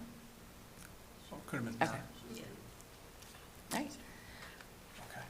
Mr. Jagir, new business. Okay. Okay, so new business, our next meeting, we will, our presentation schedule will be focused on our assessments, MCAS, and getting that information out around the MCAS results. So we'll provide an update on that. You can also expect some more updates from our subcommittees and liaisons, and by November 2nd, we'll have had an opportunity to continue to engage with the company that we're working with for redistricting, and we'll provide an update with some of the information that they're sharing as we get prepared for the kickoff. And I think that's it. All right. All right, so finally, we will be adjourning to executive session and will not be returning to open meeting. So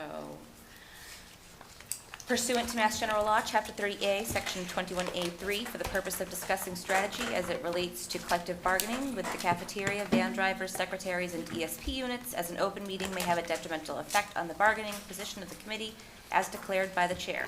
Is there a motion to adjourn into executive discussion as discussed? So moved. Is there a second? Second. All right, roll call vote will come on the motion. Camille? Yes.